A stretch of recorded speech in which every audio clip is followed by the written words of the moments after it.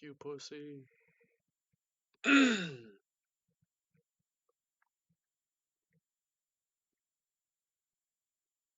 What an all expenses paid trip to TwitchCon?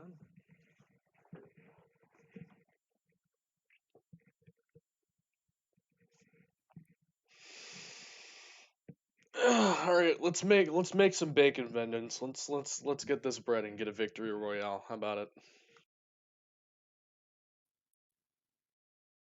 Is everyone here ready? Yep, I'm ready to go. Kick punch. Yes, sirree. That I've is got, me. I've got your thing listed as only kick punch, so Oh well, I'm actually Kaizo. yeah, well that doesn't not an option at this point. Yeah, I don't give a shit. Would you like it to be Kaizo? It's not that big of a deal. People who would know the difference will know, and people who don't know won't care. So, KIAZO? Kaizo. Yep. Alright, it's changed. Alright. Pog. I'm going mute here in a sec. So I'm gonna give you a countdown because we are live, so we're going and transitioning in 3, 2, 1. Welcome everybody to the Albion Giants League. That's right, Season 9 is starting off, which means we're back to Relegations. It's day 2 of this. I'm TIH, joined by Kaizo here on your broadcast today. And Kaizo, every team's fighting for a spot to be able to play into their respective leagues, which means every game is important because it's all best of ones. And best of one meta is just so much different than anything else. You have to go in with a dedicated game plan. You don't get the luxury of figuring out as you go along. You need to spring picks that you're not going to be expecting the other team to expect. It's all a giant mind game. You're just vying for that one game to get you into the league. So we'll see what kind of best of one strategies these teams have going in. And looking at the teams for this first relegation game today, we're looking at Mobile Wards versus Snots. Mobile Wards, another repeat team here, constantly season after season, looking to play into and try and get in. So as we go ahead and get ready for picks and bans of game number 1, is there anything that you are expecting to see, ban wise here, picks, anything different than what may have been normal before? Nothing too unusual. Like I said, because it's a best of one format, you do kind of want to play around some picks that you don't typically see. Like we see a lot of like Kabrakan bans. You see Pele and Daji picked up a lot in the jungle. You see a lot of these late game scaling mid laners because mid lane is just so incredibly safe right now. That's all well and good, but I typically tell teams in a format like this where you just need the one game, you don't want to play what people are already expecting. You know what they're prepped for, you know what they did their homework on. If you play something even a little bit out of the ordinary, that can catch them off guard and give you the edge you need to get into the league, at which point you can start playing around with some of these more meta picks. So I don't dislike the fact that we're probably going to see the Kabrakan, the Lancelot, the Yamoja, all of those bands anyway, but I do think that there's definitely some room for a little bit more wiggle here in a best of one format. Well, as you mentioned, we are going to see the Lancelot banned away right away by Mobile Wards, which leaves Snuts opportunity to think about this one. And it will be that Daji top assassin ban, it seems, for quite some time now. Yeah, you really are functioning with about 3 or 4 different junglers that just feel so much better than all of the other ones right now. Like you've got your Lancelot, your Daji already taken away, as you can see on the screen, and then Pele also fits into that conversation. I've seen some people advocating for Kabrakan to be in this conversation as well, but I just think that he fits so well in the solo lane right now that the weird lifesteal build, sometimes with the fighter's mask that we've seen, functions very well with him. So you really are looking at mostly just the Lancelot, Daji, Pele, and I would expect to see those either picked or banned here because a lot of people just don't know how to play around it, man. Like, there are some picks that are just so imposing that you need a strategy, but that's what the bans are for. So just take it off the table. I like that they're not playing around with it. Nemesis, that's the fourth one I couldn't think of. That gets taken out here. Just play around what you're comfortable with, and if you are afraid of something, this is not the time to say, we can play against it. This is when you go, we ban that so we can win. And I like that they're taking that approach here. So far, 3 assassins taken off the board, 1 hunter. Make that 1 mage as well as Yu Huang. Going to be taken off the board. No one wanting to deal with the mage that brings as much control as he does, especially with the power that's been added to him over time. Leaving Snuts for their final bandit, which will be the Morgan. Huh. And that's one of those mages that it's kind of hit or miss whether she's picked or banned. Right. She can feel particularly strong, but it is such a different playstyle than most of the other mages that you're going to be picking, or mid laners in general, even. It has to be something that you talk to your mid laner ahead of time and find out if this is even in their god pool, because you really have to play it like an assassin. And even past that point, you have to be comfortable enough on these top level picks that you'd be transforming into in order to get value out of the pick. So it is a little surprising to see it taken away. I don't know if they had a bad past experience or maybe they did a little bit of research and found out that that's something that mobile wards want. But Raven actually top picked here. This is shades of a couple of weeks or even maybe a month or two ago when people were considering this to be the best god in the game with that Lona's Mask build. So kind of interesting to see a resurface here from him. As you mentioned, Robin's going to be first picked, followed by King Arthur and Aset on the side of Snuts. And it's going to be interesting to see what's paired with this Robin, because as you mentioned, once being valued so heavily, this does mean he's still a flex option. So we can't really expect for them to reveal just yet in this first phase if they're going to pick up a solo or jungler as well. Kind of mess with Snuts in that regards. But Aset, one that can be played mid or support depending on the team, as Kepri and Merlin both locked in. Yeah, and Kepri not a surprise in this slot because people typically consider him to be the best Guardian right now, and that typically warrants either Achilles looked at for a pick or potentially taken out of the running and just banned away in the second phase. People really like to shut down this ultimate because granted it is incredibly strong, but I don't know, man. Like I feel like people see Kepri and think way too hard into executes when there's just so many different ways you can play against this character. We'll see Chernobog picked up, but I actually want to talk about this King Arthur that Snuts elected to get in the first round of their draft. King Arthur, as we all know, if you've watched competitive Smite over the last several years, has not really fallen out of the meta, literally at all. And Glad Shield on him has seen like 7 different iterations with like infinite different passives, and every single time it feels like it's so impactful on him right now. Bluestone goes absolutely crazy on him too. You really need to be picking into a potential King Arthur pick, even if you don't have it shown quite yet in the draft. And I don't know that mobile wards really have the top 3 to deal with him, so they're probably going to want to look to specifically lean into that solo lane side of the map with these bottom 2 picks here.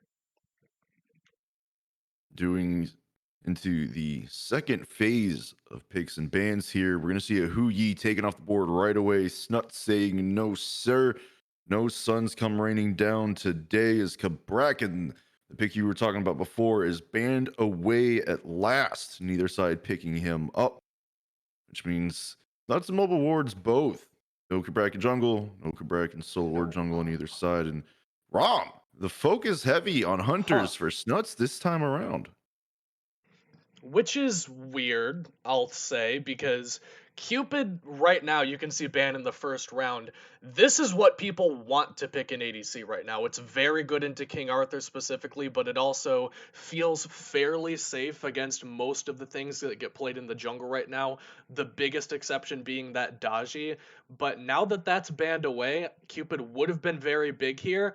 But since it's gone, you're pretty much left with the board of hunters. Like, I don't think that Ram or Huyi are typically considerably better or worse than any of the other options here. I mean, you've still got your Jingwei, your Charybdis, Chernobog has already been picked up, but you've got AMC that can cripple out. X-Ball, also one that people are putting a little bit more value on, seemingly remembering that that ult is still a global blind for multiple seconds. So a little weird from the ADC focus, but I mean, again, if they did their homework and they know that these are picks that you want to take away from mobile wards, then more power to you. I like it when teams do the work ahead of time.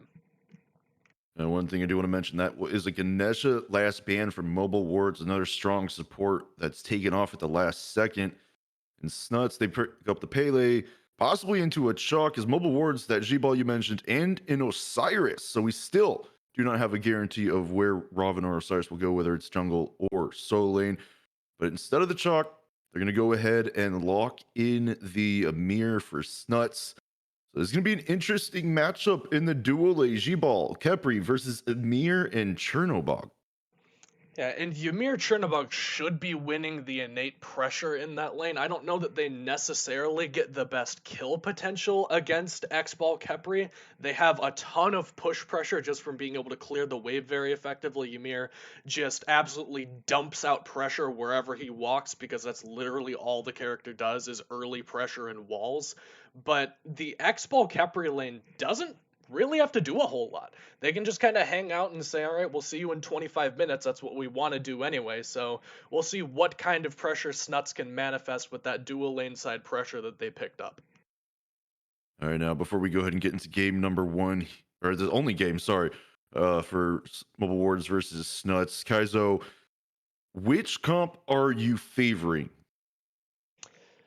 That's a good question, and I think that the answer has to be Snuts. I think that King Arthur, Iset, Chernobog, Pele, all very top picks for their roles. I think that Ymir's fine. I don't think that it really impresses me. It also doesn't dissuade me from picking them.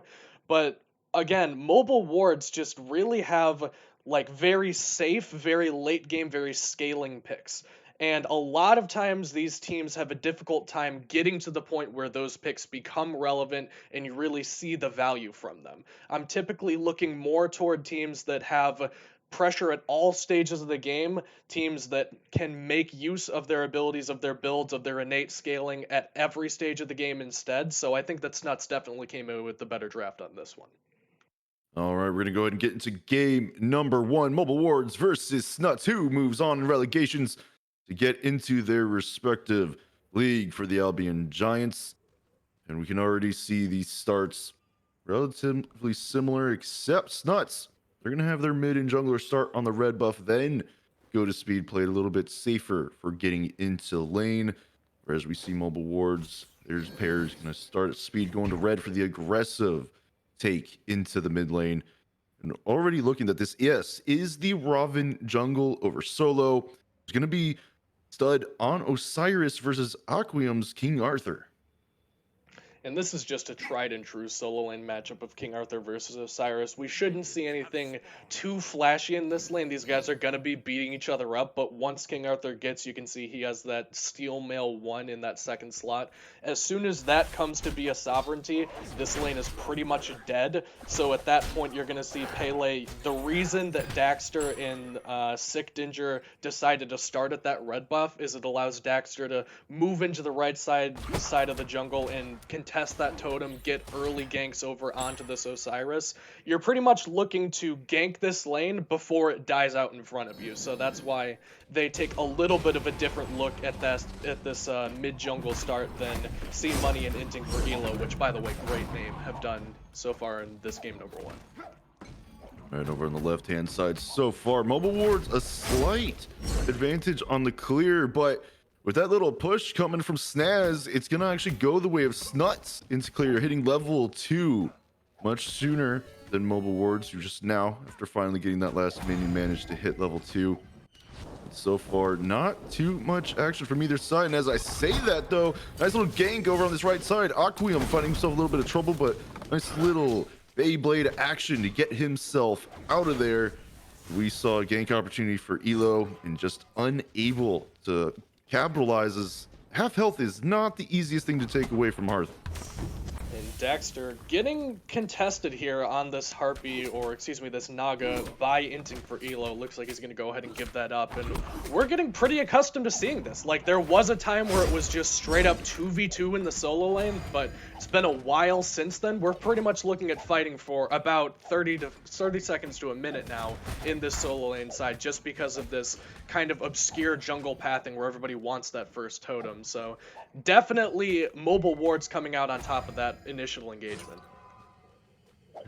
We see over mid pressure being applied against the Money. Daxter hanging around for quite a bit of time. Make sure that wave gets cleared, and if any opportunity to go aggressive onto the mid laner comes up, they'll take it. But C-Money doing a good job of staying underneath the tier 1 tower, let the wave push to him instead. Oracles, though, they've been going the way of Snuts, or not Oracles, sorry, Harpies in mid, going the way of Snuts here, being able to get those. So that's a nice little bit of XP and gold advantage for the mid laner. C-Money just going to have to play safely as his jungler in the meantime has decided to full-on invade. And this means that this speed buff likely going to get dropped in his favor. C-Money, he's going to spot out where Dexter's going, but there's only the 2 small harpies, and he's not even going to check. Instead, he's settling for a back, giving up completely after not seeing the main harpy camp. And with C-Money checking speed, they know they've just won that for free. Yeah, just, I don't know, maybe absence of mind from Daxter there, not really paying attention to his respawn timers, and that is absolutely how you need to be playing this Raven, especially into the Pele matchup. Pele, of course, has decent early damage, but can't really contest somebody who just punches you in the face quite like Raven does through levels 1 through 3, at which point you just lose out on your speed buff. He also got the back camp invade, as we saw on camera. This is inting for Elo understanding the jungle matchup and playing it to near perfection, whereas Snuts just didn't really seem to know this was happening and instead just going to have to settle for these oracles.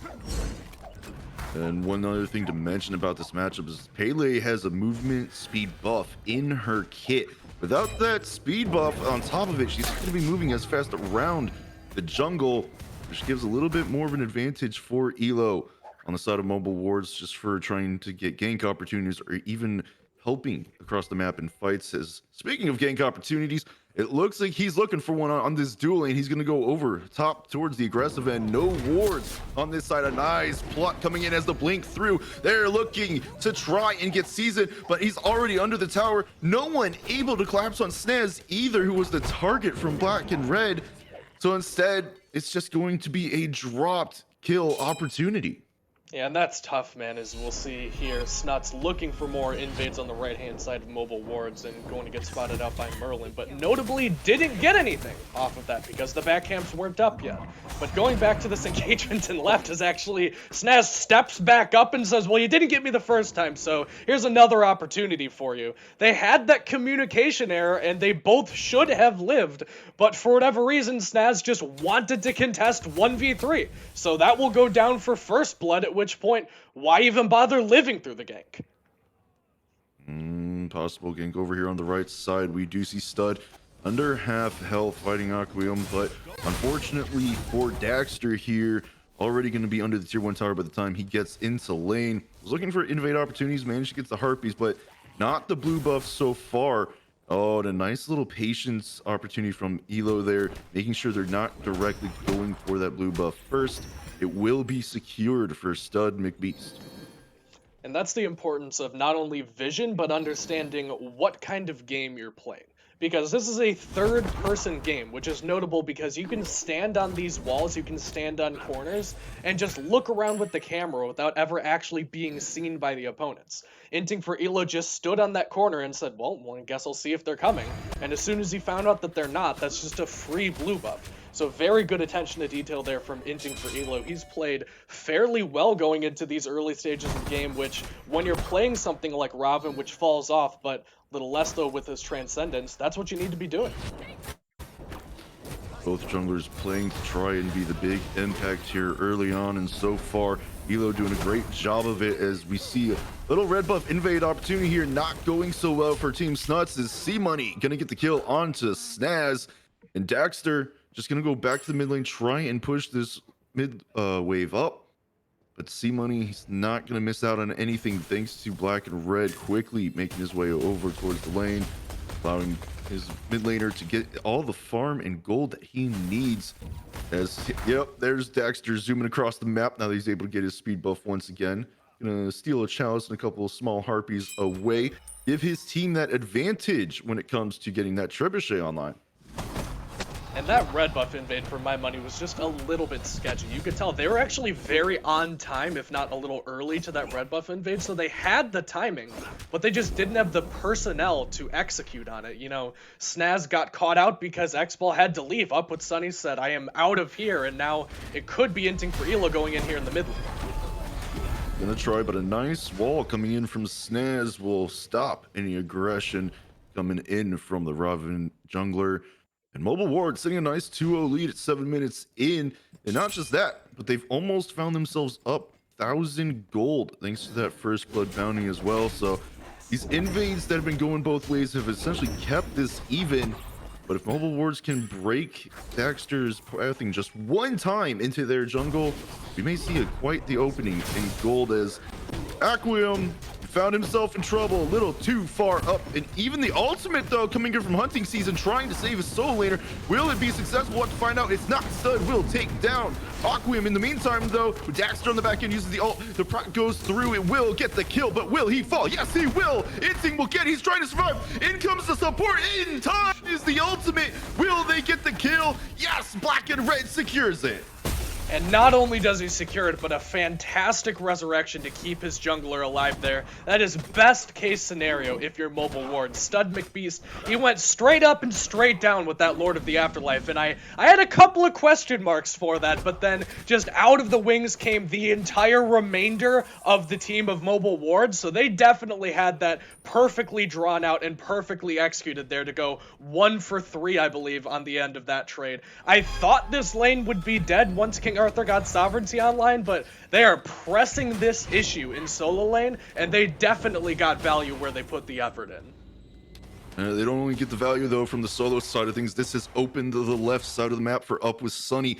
Didn't make the rotation, so he's been able to continuously farm the waves, whereas hunting season coming back from base, Snaz had to hold on to the lane for him, which means this is a little bit more favorable for the Xbalanque Mobile Wards. And a little bit of aggression here in mid lane. Daxter doesn't have the ult quite yet, but the Dragon's Breath may not be enough, as he will take C-Money out of the picture. And that's what Crusher does for you early on Pele. Man.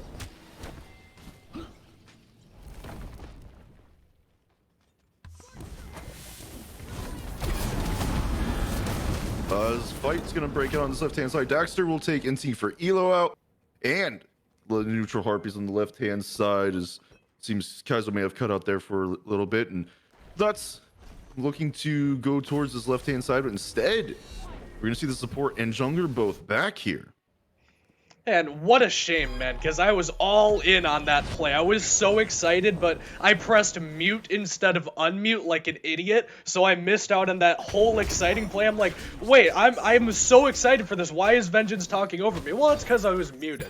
But still, Snuts, Daxter, just crazy damage. Even without the knockup, even without the ult, doesn't seem to matter. Plenty of damage to kill C-Money by himself, also forcing out the beads. That makes him very vulnerable. Black and Red now has to be incredibly careful to keep his eye on C-Money on this Merlin in any future engagement for the next 100 or so seconds. That is just about as good as you can ask for.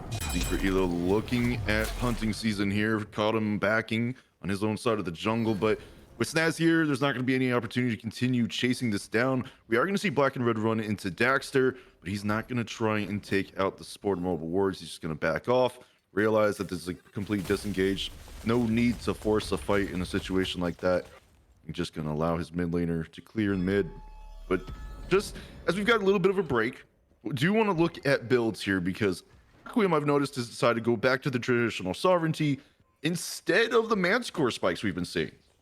That's actually a good thing to point out here, because King Arthur does make very good use out of Manticore's spike. He's got, let's see, the stun on the ult, he's got the knock-up. I think that's going to about do it, but that's more than most people get when they pick up this item, which is, by the way, incredibly bloated right now. We'll see if he ends up leaning into it a little later on. Clearly just wants to get Sovereignty, his best defense item, and Glad Shield, arguably his best damage item. But now we're going to be watching Raven on the right side here, who gets that Khepri ult on top of him. That'll get him out, but it is still a fight going. Daxter looking to get aggressive, trying to see if he can find any opportunity for a kill, but Black and Red doing a great job body blocking, keeping him away.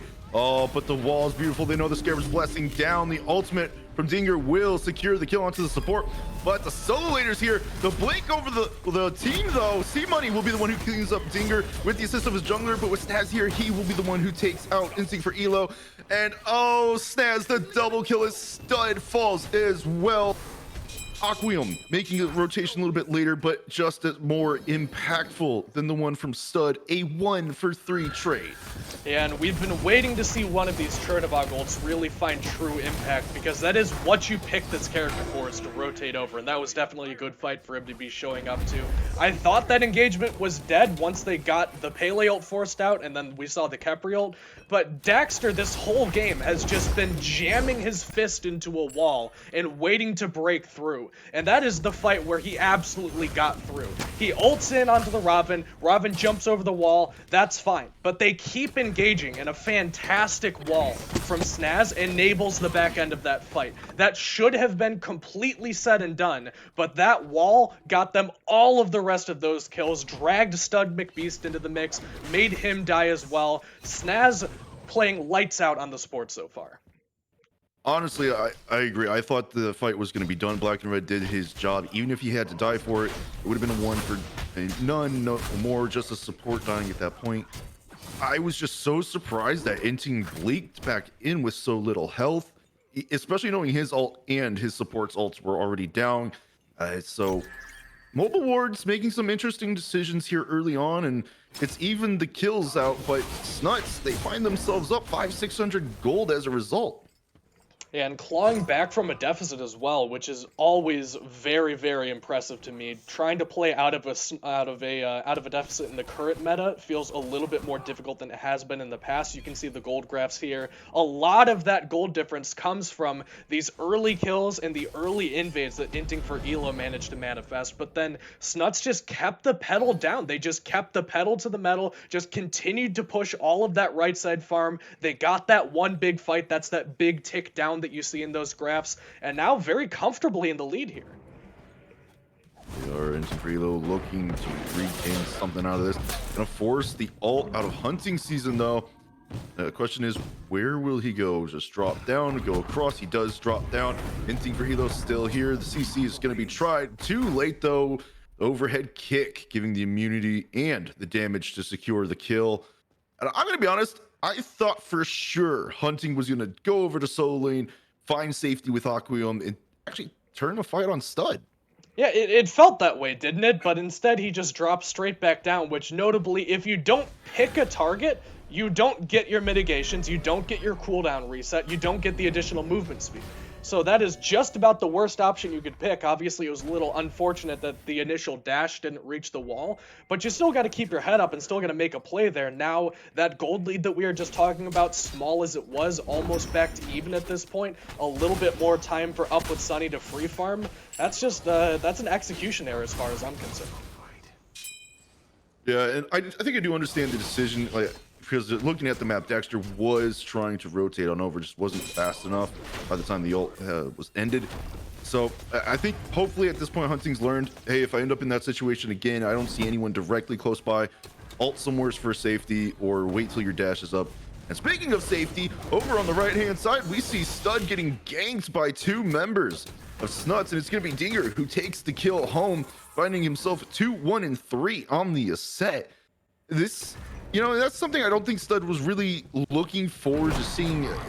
Look at the vision that he's got. It's only a couple wards deep on the solo lane side, but it doesn't really cover that mid rotation until, with that positioning, it's too late. And speaking of wards not covering, Chernobog had no idea Robin Harris will go up into the sky here. Pele ults back in, Chernobog lands back down. They don't seem done. No, Snaz moving aggressively forward, does have the wall, will block off 3 and the freeze onto 2, but realizes that there was not enough follow-up damage right away. Only Dinger getting a little bit off in that moment, so instead we're going to see Snuts back on off as Mobile Wards. They were attempting to do the Gold Fury, dropped it in response to positioning from Snuts, but still going through this Gold Fury pit, no one has vision on it. There's only a ward sitting nearby where that Chalice spawn will be. So instead, both teams are going to kind of just walk away, try and go back to their respective lanes and farm where they can. But Stud's here. This may mean they want to go for this sooner, because this is just giving complete up on solo. Actually, both soul laners have completely gone away. And Stud, he's looking for action. He's looking for action. He's going to be chopping a Ymir, which isn't his best target, but we'll see what happens when everyone else rotates it. Here they come. We see Stomping ground coming out of Daxter, trying to knock anyone up, won't find it. The ult over the wall for Stud, finding himself some safety, but it means the rest of his team cannot engage quite yet. Fury is going to be started by Snuts. It's at almost half health. Daxter trying to be the one to zone, falling to 2/3. The ultimate is down from Dinger. They have to try and do something, but not in time. Snuts gets the gold Fury. A little bit of a slight engagement coming out. Mobile Wards, they don't want to let them walk away from free, but with Aquium on the back end, there's no opportunity to chase. And that's just Stud going a little bit too hard for my money. I talked about how it was a little weird he picked Ymir of all people to start smacking up and then immediately got pinched on. Also notably on this Osiris, his relic choice is Beads and Blink, which a very good aggressive tool, but that doesn't allow him to get back into these fights. So once his health bar got poked out, once he got TKO'd, he could not get back to that fight the same way Aquium here could. And now Daxter caught out in the jungle, might have to ult away here. That's going to be a stun, but won't be quite enough. So all in all, just a very solid Gold Fury pull from Snuts. They poke out Osiris, send him back to base, and then just set up with the E settle. There's not a whole lot you can do about that. No, and this looks like a awkward situation at Pyromancer. There was pings. I think someone was trying to say, hey, let's do Pyro, but the rest of the team from Mobile Wars not wanting to go anywhere near it. So no opportunity to try and regain any gold. And as you mentioned in that last fight, it's just we saw Daxter try and show presence at the Scorpion. That we saw Black and Red Stud both get a little CC on him, but he's got a fully stacked Soul Eater and he's level 15. Yeah, this is when Pele starts to get really scary, where you need the anti-heal applied every single time you fight her, or else you have no chance. Now we'll see a Pyromancer fight too. And it's going to be a pull onto the tanks and a nice freeze onto Black and Red. And with the wall and the ultimate coming out from Snaz, this doesn't secure any fate, but it does secure the Pyromancer from Snuts. And on the back end, though, Stud getting shredded. A beautiful Scarab's Blessing to bring their soul lane back to their side of the jungle. On the back end, though, Inting for Elo tried to take Daxter out of the picture, didn't manage to do so. Instead, Dinger will take Black and Red down as they continue the aggression towards the Mobile Ward side of the jungle. And with that kill, they're going to say, that's more than enough. Let's get out to safety. A Blink, though, avoids the stun, forces the beads off of Dinger as well.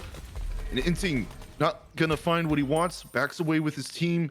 Doesn't want to risk too much. By God, do I love to see good support play. Like, I'm a mid laner myself, but watching these two supports, they've played fantastic so far this game. Snaz with a couple of great walls, and that one also notably secures the Pyromancer with his ult, and then Black and Red knows exactly when Stud McBeast needs the Khepri ult and is in perfect position. Then we get to see Snaz perfectly blink in and save the life of Dinger at the back end of that fight once Inting for Elo blinks back in. Supports don't get nearly enough love, man, and it is truly criminal. Because while it's not flashy, it's not mechanically oriented, but your mind has to be going a million miles an hour when you're playing these supports. And both of these guys truly seem to know exactly what they need to do at all times. Oh, absolutely. Honestly, if it wasn't for Snaz and the way he's playing, I don't think Snuts has half the kills they do, because his walls have trapped Mobile Wards time and time again. And look at this heads up pluck coming in from Black and Red as we're talking about supports and their impact. See Money going to be the one who gets the kill credit there onto Dinger, and Snaz just going to try and walk on out towards the tier 1 as this Trebuchet is being pushed up mid by Mobile Wards. They want to be here to keep it going as well. Almost all 5 members. The only one not directly here is Inting, as he's just doing a little bit of invade running into Daxter, who's got a level and a half 2 level lead on him, by the way. So that's not exactly the target he wants to fight alone. But this Trebuchet has pushed to the tower line. It's going to continue going unless anyone can get in there. The tier 1 in mid will fall. Tier 1 on left falls for Mobile Wards, as we do see Hunting Season pushing up. And he may push for that tier 2, but so are Mobile Wards. That they want to get this Trebuchet up as far as possible. With Snuts making this stand the way they are, they're going to have to give it up. This tier 2 in left, oh, he's not going to make sure it goes down. Instead, he's going to leave it for the minions that have health and just back on out.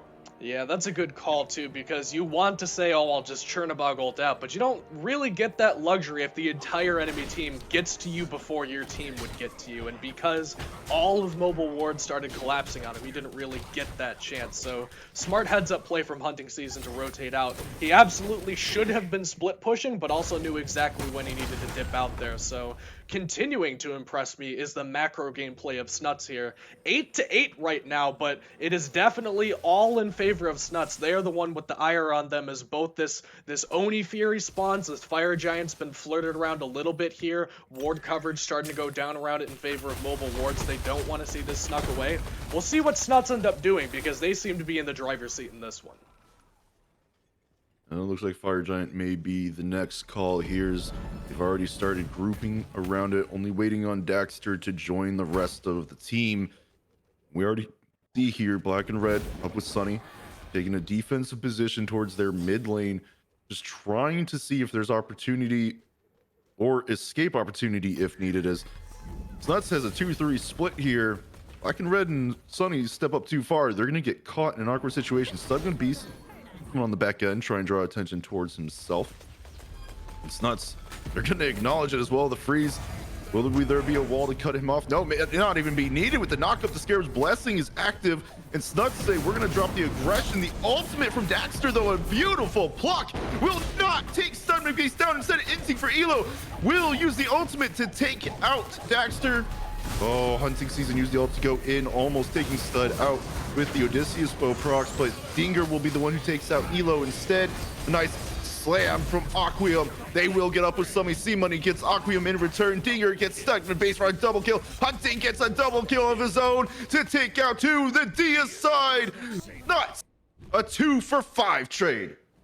And what a crazy fight as Daxter goes in one man against the world. And you'd think that that would just be the end of it, but a perfectly timed Aegis to immune all of the follow-up damage buys just enough time for the backline to fight off Inting for Elo and then collapse back and surge forward. They lost Aquium in the fight. Daxter also dies for his sins, but because of how much space was created, how much time was bought by the dive from Snuts, it allowed Sick Dinger and Hunting Season to step forward immediately after killing Inting for Elo and be in perfect position to clean up what was left of Mobile Wards. That fight looked scary, but clearly they knew exactly what they were doing. And what a fantastic start as well, as Snaz gets a great freeze onto Stud McBeast. That forces not only Capriel, but also Osiris ult straight back down. They're playing absolutely immaculately around these cooldowns, not only of their own team,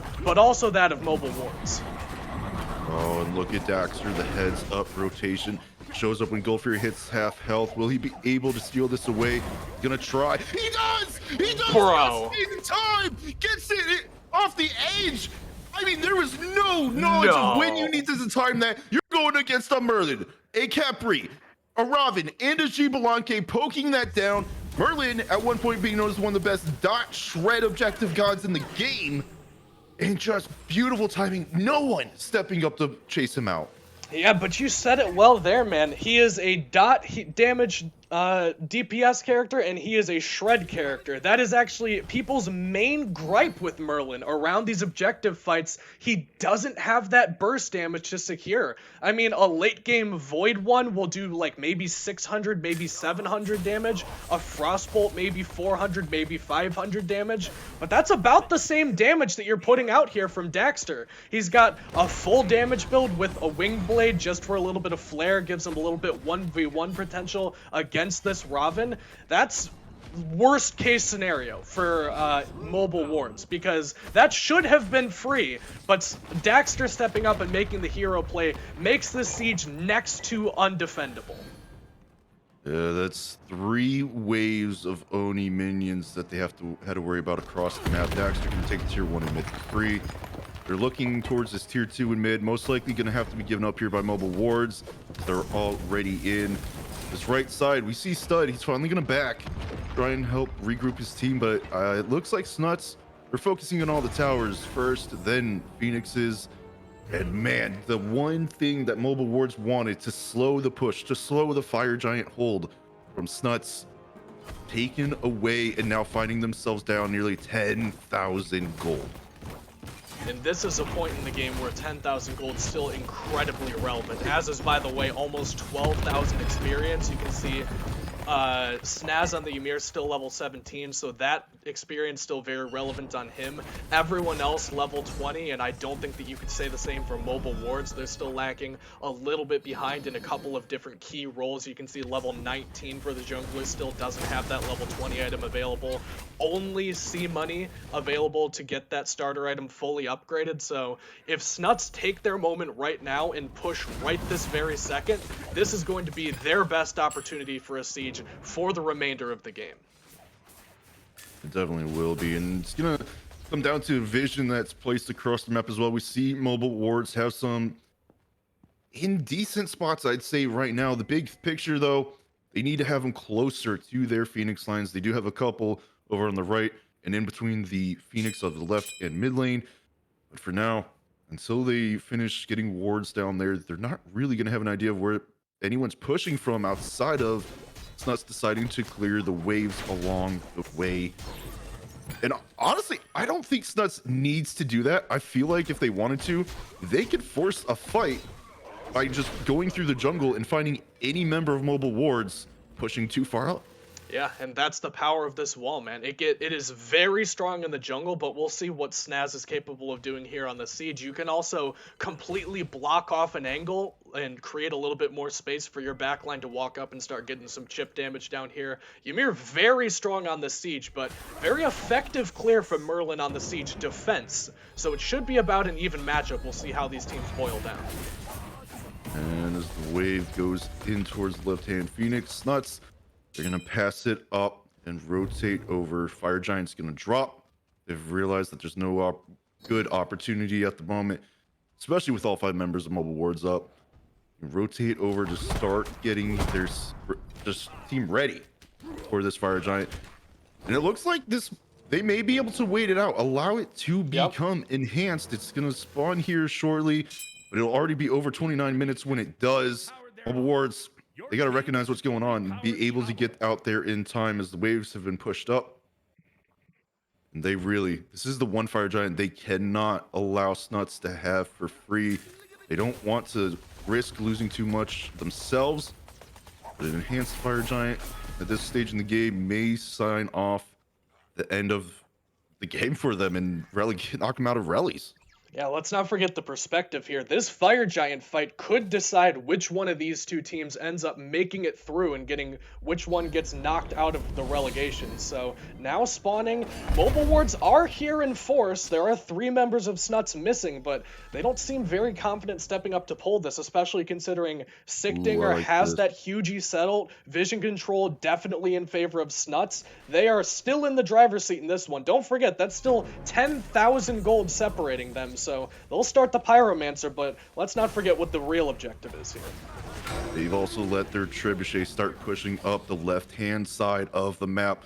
All Snuts they don't even have to do the Fire Giant. They just have to keep mobile wards in check, not allow them to freely back. That Trebuchet makes it up to the Phoenix line. They can full send as much as they want. Snuts having 5 towers left. Losing one fight here will not be as impactful to stop Snuts, but it will buy mobile wards sometimes. However, mobile wards don't pay attention to the map. Snuts may find themselves a victory coming a lot sooner and easier than either team is ready for.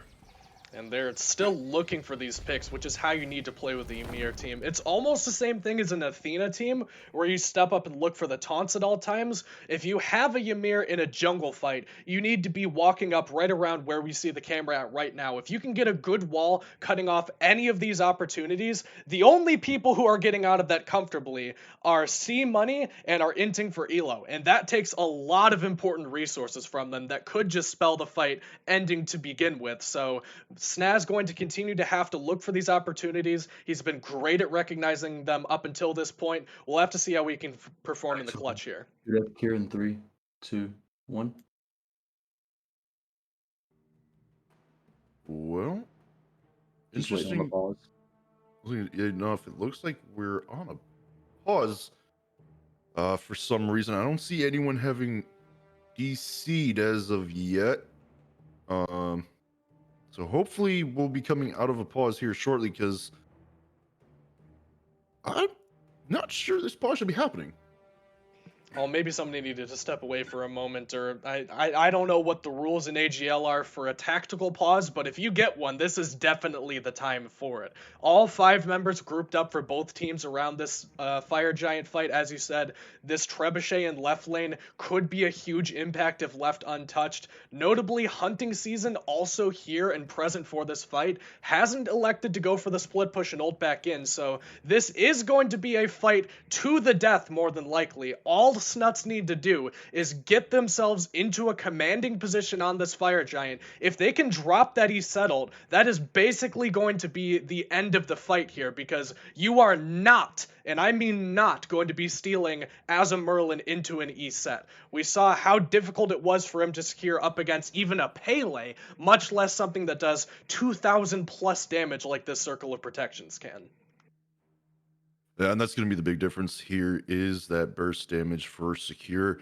Will Snuts need to use it then, or will Mobile Wards force it out of them sooner during a fight? That's going to be one of the differences here. Not only that, but Daxter has been impactful ever since getting Crusher online, roaming across the map, not allowing Instinct for Elo to invade his speed buff ever again after the first time around.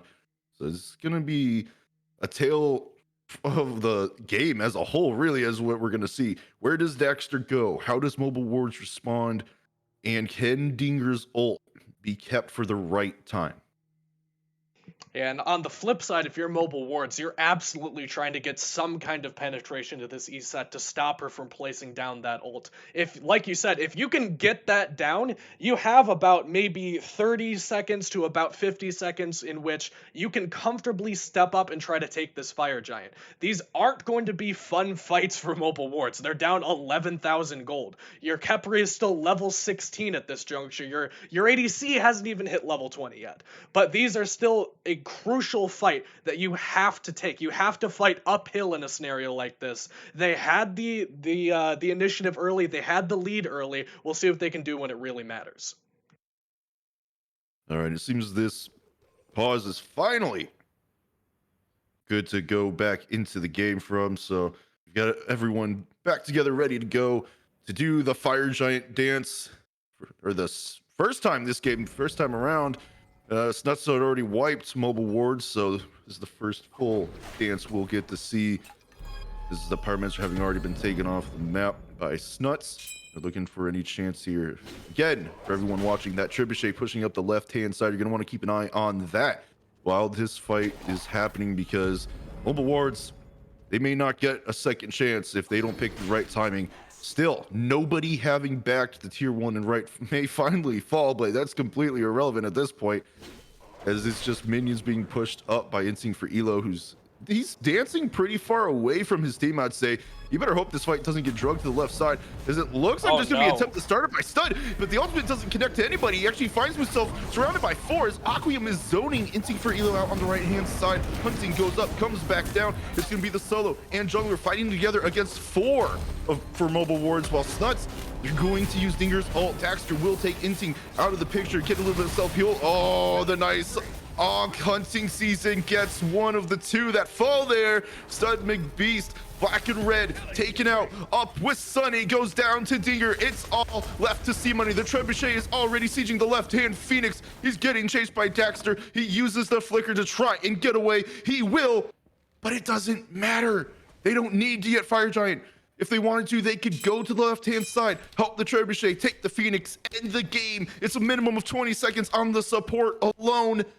But Snuts, they're doing the Fire Giant anyways. Yeah, and what a heartbreaking fight if you're a Mobile Wards fan there, where they got a little bit impatient. We'll see Daxter finally cleaning up that deicide here on the left-hand side. That should be a free Phoenix for him, in addition to the Fire Giant. But if you're Blink Osiris ulting, that's gotta land if that's your opener. Like, it's hard. I understand that it's not an easy mechanical play, especially when everyone can see it coming. But if that's your opener, if that's your one way that you're breaking into the game, you can tell they were very antsy. They were looking for some way in. That just didn't land, man, and that has to in these late game fights. Then you see Daxter creating so much space, as you said, 1v3 contesting both backliners and the support of Mobile Wards, while all of Snuts just deathball on the right-hand side. What a great fight from Snuts, and we'll see if Daxter can really live here. Will look like they'll end up getting out, but even if they fell, man, this game has been blown wide open by that engagement. I'm gonna be honest. I was a little more worried for inching for Elo when he ulted and completely missed Daxter just stepping back chicken. I was like, oh, Daxter has perfect opportunity with an EFG on to just shred Elo down. Like that was like, I don't know about this one, my guy. Yeah, I would say inting is lucky that Daxter did not fight him there. Inting exactly, we might even say, and now looking for a flank here, but that ward will definitely spot him out. They're very aware of where he is now, just waiting for Daxter to group up here, and with that left Phoenix down, EFG in the pocket, this is Snuts in peak form. They are absolutely looking for a game-ending push here, so we'll see what happens right as soon as Daxter gets up to the fight here. We should be seeing them go in right as soon as that wave and left crashes forward. Here's seeing if their confidence wasn't a little bit too much before. Instead of ending when they had the perfect opportunity, they've allowed Mobile Wards to respawn. They've allowed the defense to be possible. Up with Sunny, gonna be the one to deal with the fire minions on the left-hand side. In goes Snuts. Daxter gonna be pulled away by Black and Red.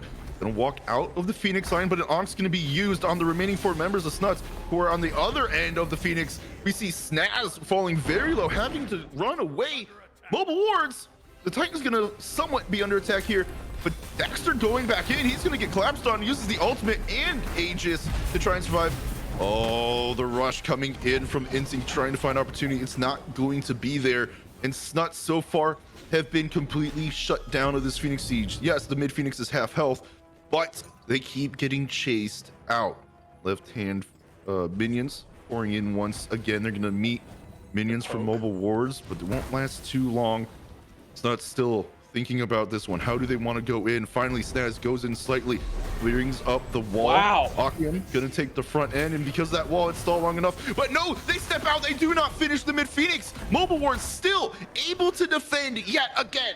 Wow, godly defense from Mobile Wards here. A perfect ult from Stud McBeast. Stalls out the brunt of that engagement. He gets a giant Lord of the Afterlife, followed also by that Ankh, and then C-Money is just free casting in these fights and is just pooping out damage onto these people. I'm talking thousands at a time. If they don't do something here soon, Snuts is going to end up regretting letting Mobile Wards come back up instead of ending the game when they should have. Finally, they go in, they take down the middle. Phoenix Daxter going to rotate over to the left side if he needs to. Stud will take one down. Dinger trades him out in return, but that's ADC for solo. Mobile Wards going to get the better of that trade there. Daxter trying to regroup with his team, but he's going to come from the left-hand side jungle. Mobile Wards wisely going to back off, not overstay the engagement.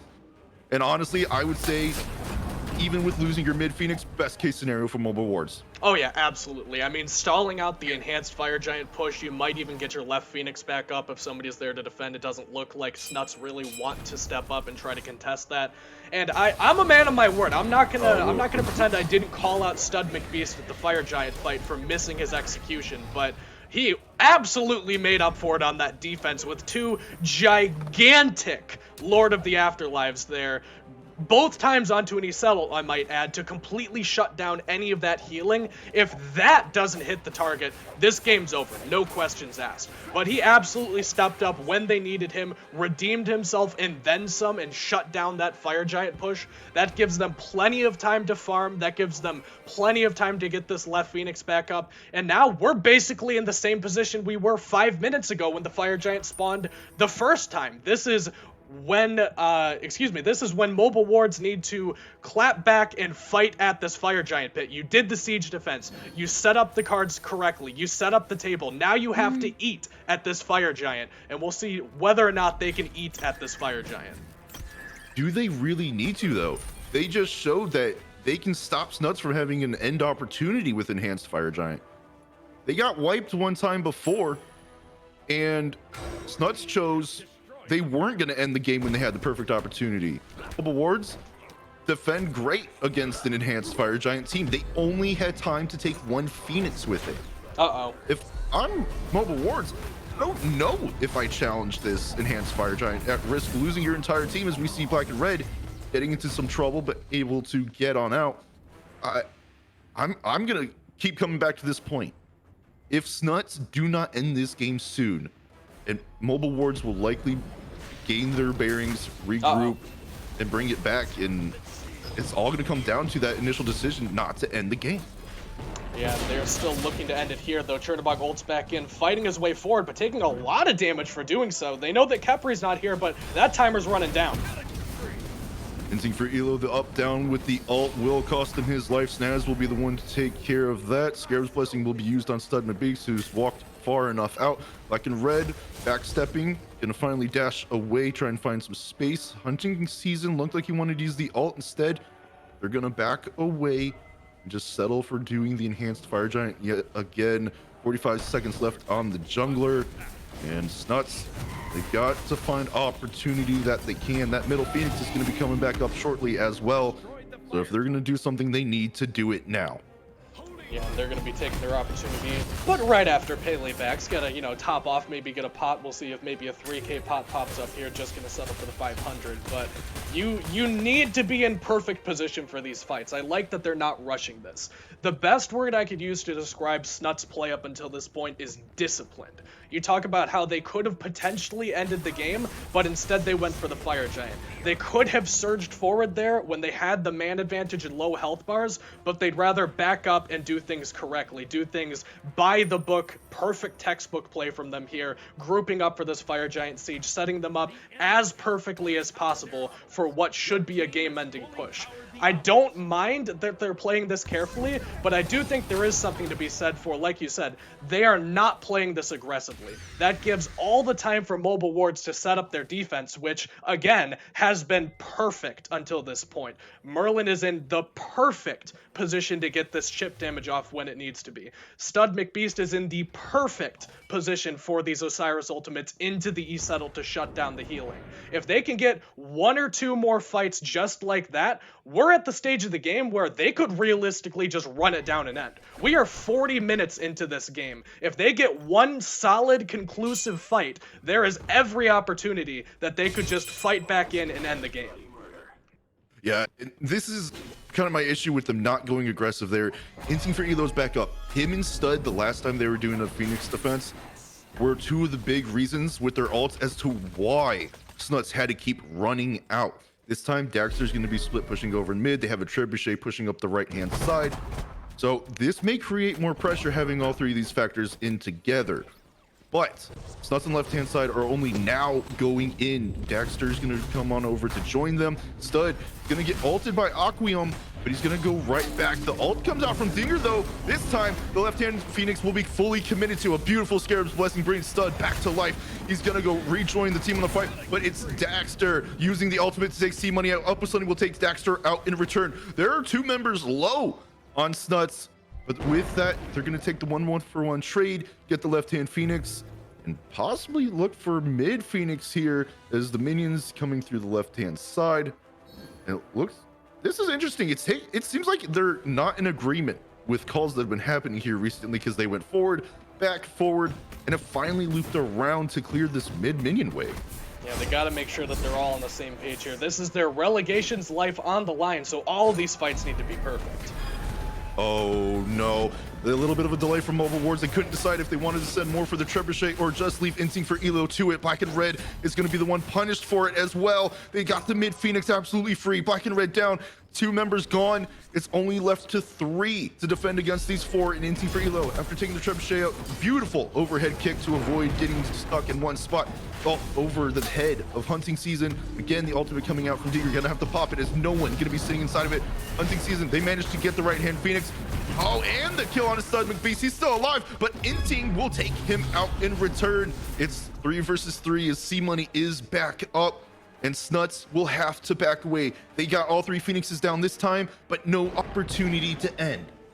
Man, somebody needs to set me up for an interview with Stud McBeast, because this guy either whiffs Osiris ults, or he hits 4 to 5 people with Osiris ults. And I can't even hit one guy with it, so I definitely need to get whatever kind of training this guy has had. Well played to Snuts for getting every single Phoenix. That is, they came to the fight, they checked all their boxes, they backed up, they're getting the Oni Fury. I'm totally cool with that. But Stud McBeast, man, this guy is definitely a Stud McBeast on the Osiris. Nuts. Daxter gonna slow down the Pyromancer. They're also gonna get the Oni Fury, so this time it's gonna be Fire Oni minions gonna be pushing up. They will not have a Trebuchet to join those waves, but them spawning here shortly, it's gonna apply a lot more pressure across the map. Nuts, they do not have EFG. They may need it. They're probably gonna choose to set up for it. Mobile wards, I don't want to see them contest it. I want to see them just defend their Phoenixes, clear the minions, push out as much as they can, and hold the best they can. Because they, honestly, even though they lost our 3 Phoenixes, the amount of members they took away from Snuts, they're still getting near best case scenarios. Obviously, second to keeping all your Phoenixes alive. Oh my god, but they're going for it. Mobile Wards here, desperation mode, know their Relegations live is on the line. They are stepping up here, knowing they have Oni Fire Waves pushing all 3 lanes. They are in pure desperation looking for this last fight. I don't agree with it, but it's the call that they've decided to stick with. And oh my, will I be proven wrong? Up with Sunny, gets hunting season down already. Beast ults on in. Dinger gonna try and give a heal. It doesn't matter. C-Money takes Dinger out of the picture. Up with Sunny, gets a double kill on the Stas. They're looking for more. Aquium is going to be the target. Daxter is going to back. But minions are pouring in from the left-hand side. It's only minions God. and fire. Right-hand side will be shortly too. Daxter maybe going God. for the end. They're going to the tier 2. It's gonna try and back, but there's fire minions here. The Titan is under attack. Daxter still trying to find out to make it there. The Titan is getting near half health. It's going down. No. Minions are doing it all. They're doing it all. Daxter's gonna show up. Instinct for elo. You're too late. It doesn't matter. No. It goes to Snuts.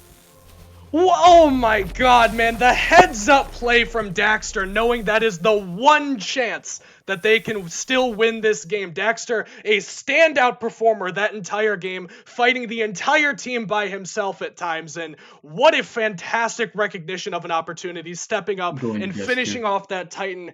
I don't think you could have asked for a better fight for Mobile Wards, but apparently the one thing you should have asked for is taking out Daxter as well, because it is solely off of his back, off of that heads up play, that it is going to be Snuts that end up moving forward. I'm gonna be honest. It was such a good fight from Mobile Wards. I'm so disappointed no one had the heads up. Like you said, they knew Fire Oni minions were on the map, but no one had the heads up to pay attention to the map during that fight and go, hey, we've taken out 3. You guys finish them. I'm backing to deal with minions. That happens. Daxter doesn't end. I don't care if he goes in and fights, because someone's there to deal with the minions. And Mobile Wards, they were starting to prove me wrong. Wow. Well, they just let minions pour in. Yeah, they did all the work ahead of time, but they just forgot what the payoff was supposed to be. You can't let Daxter just walk, like, mosey up the right-hand side of the map and then just waltz into the Titan room and end the game there. They sent Robin back, they sent Merlin back, but exactly as you said, just a little bit too late. If you have one dude standing as a sentry in that Titan room, that game is completely different. I don't know that they had time to end based on the damage on that tower, but they certainly wouldn't have lost in that spectacular fashion. So credit where credit is due to Snuts and the boys for a clinical game and one mistake, but that mistake proved not to be fatal. Congrats to Snuts winning their Relegations game. Mobile Wards coming up short here, but we're going to go ahead and take a quick break. Don't go too far away. We have another Relegations match coming up for you here shortly. I'm TIH Twins, joined with Kaizo. We'll be back in a second.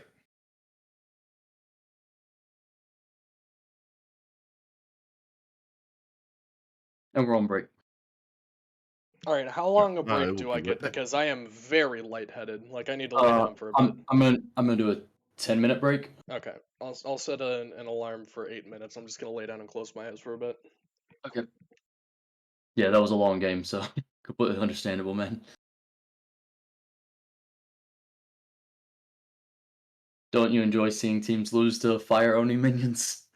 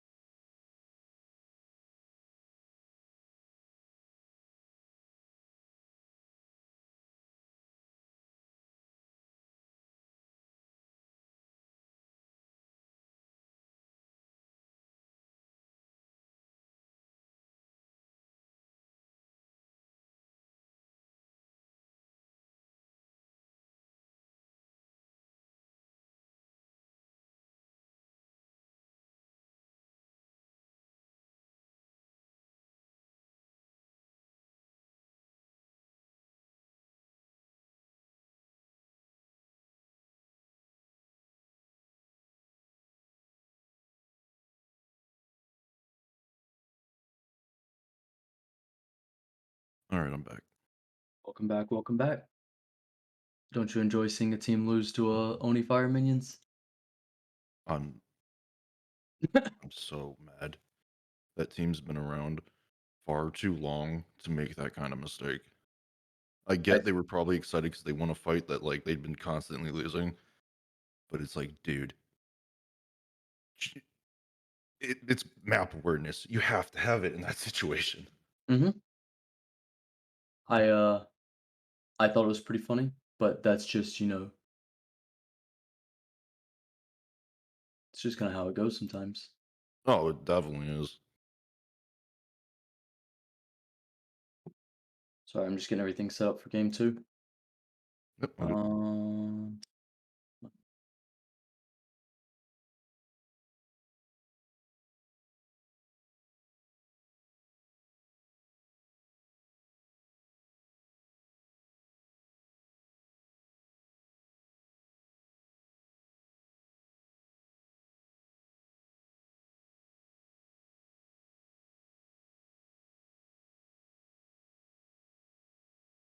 yeah, that was a long game too.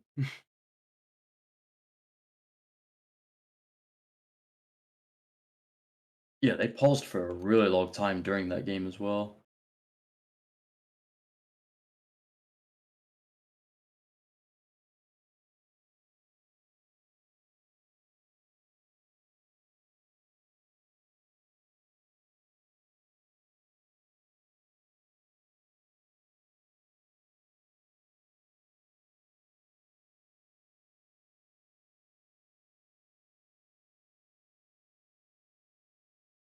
Imagine pulling off great defenses just to lose to minions. Imagine pulling off great defenses just to lose to fucking minions. Like, come on, man.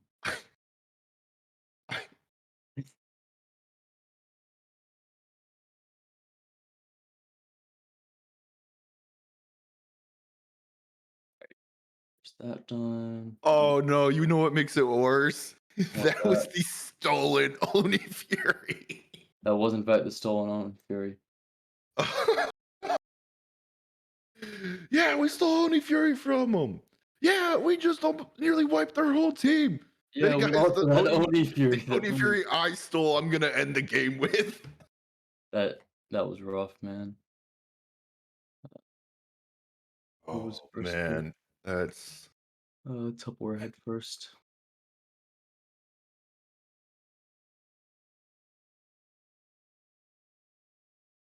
Fucking, I have a headache after that game.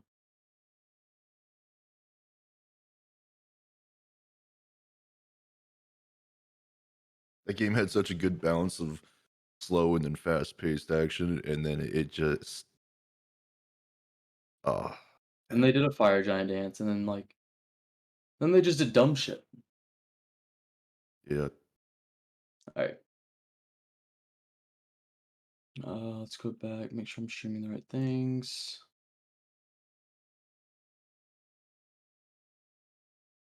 Alright.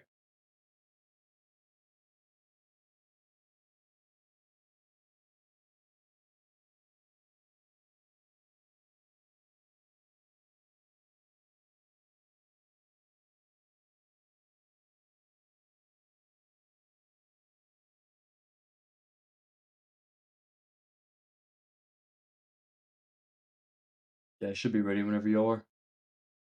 I'm ready. I don't know if Cuz was here. Yeah, that's what we're waiting on in the moment.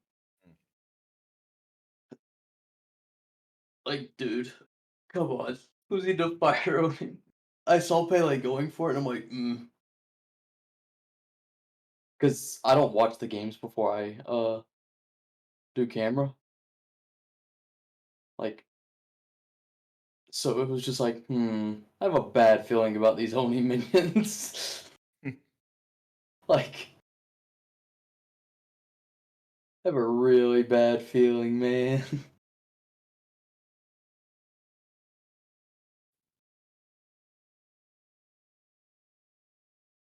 Just fuck, man.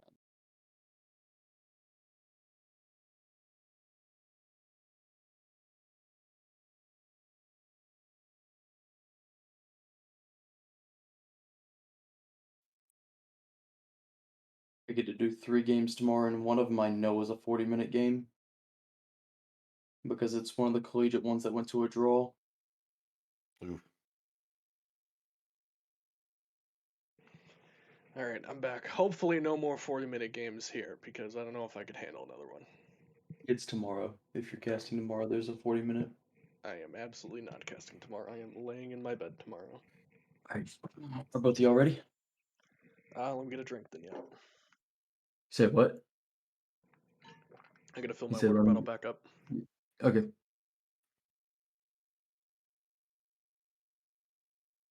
think you got like 1 minute left. No, we're back on.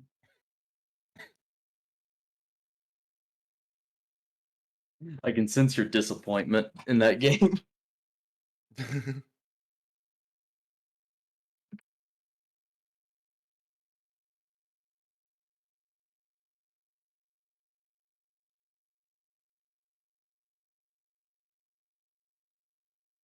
Yeah, it is depressing that they played like several different Phoenix Sieges against an EFG team immaculately and still got punished because they forgot to defend against backdoor. Yeah. Hey guys, It- we're gonna defend. They're only gonna take one Phoenix. Oh, we're gonna defend. They're gonna get them all this time, but we're only gonna lose one, and they're gonna lose their ADC. They can't do anything. All right, I am going. Oh, Everyone ready? yeah. Yeah. Right. All right, going live in 3, 2, 1. Welcome back, everybody, to Albion Giants League Season 9 Relegations Day 2. I'm TIH, joined by Kaizo on the broadcast once again. And we just watched Mobile Wars versus Snots. Snots coming out on top, sending Mobile Wars to eliminations. Is game number 2 we're going to be seeing here. Tupperware Gang versus 9 Realms Hounds.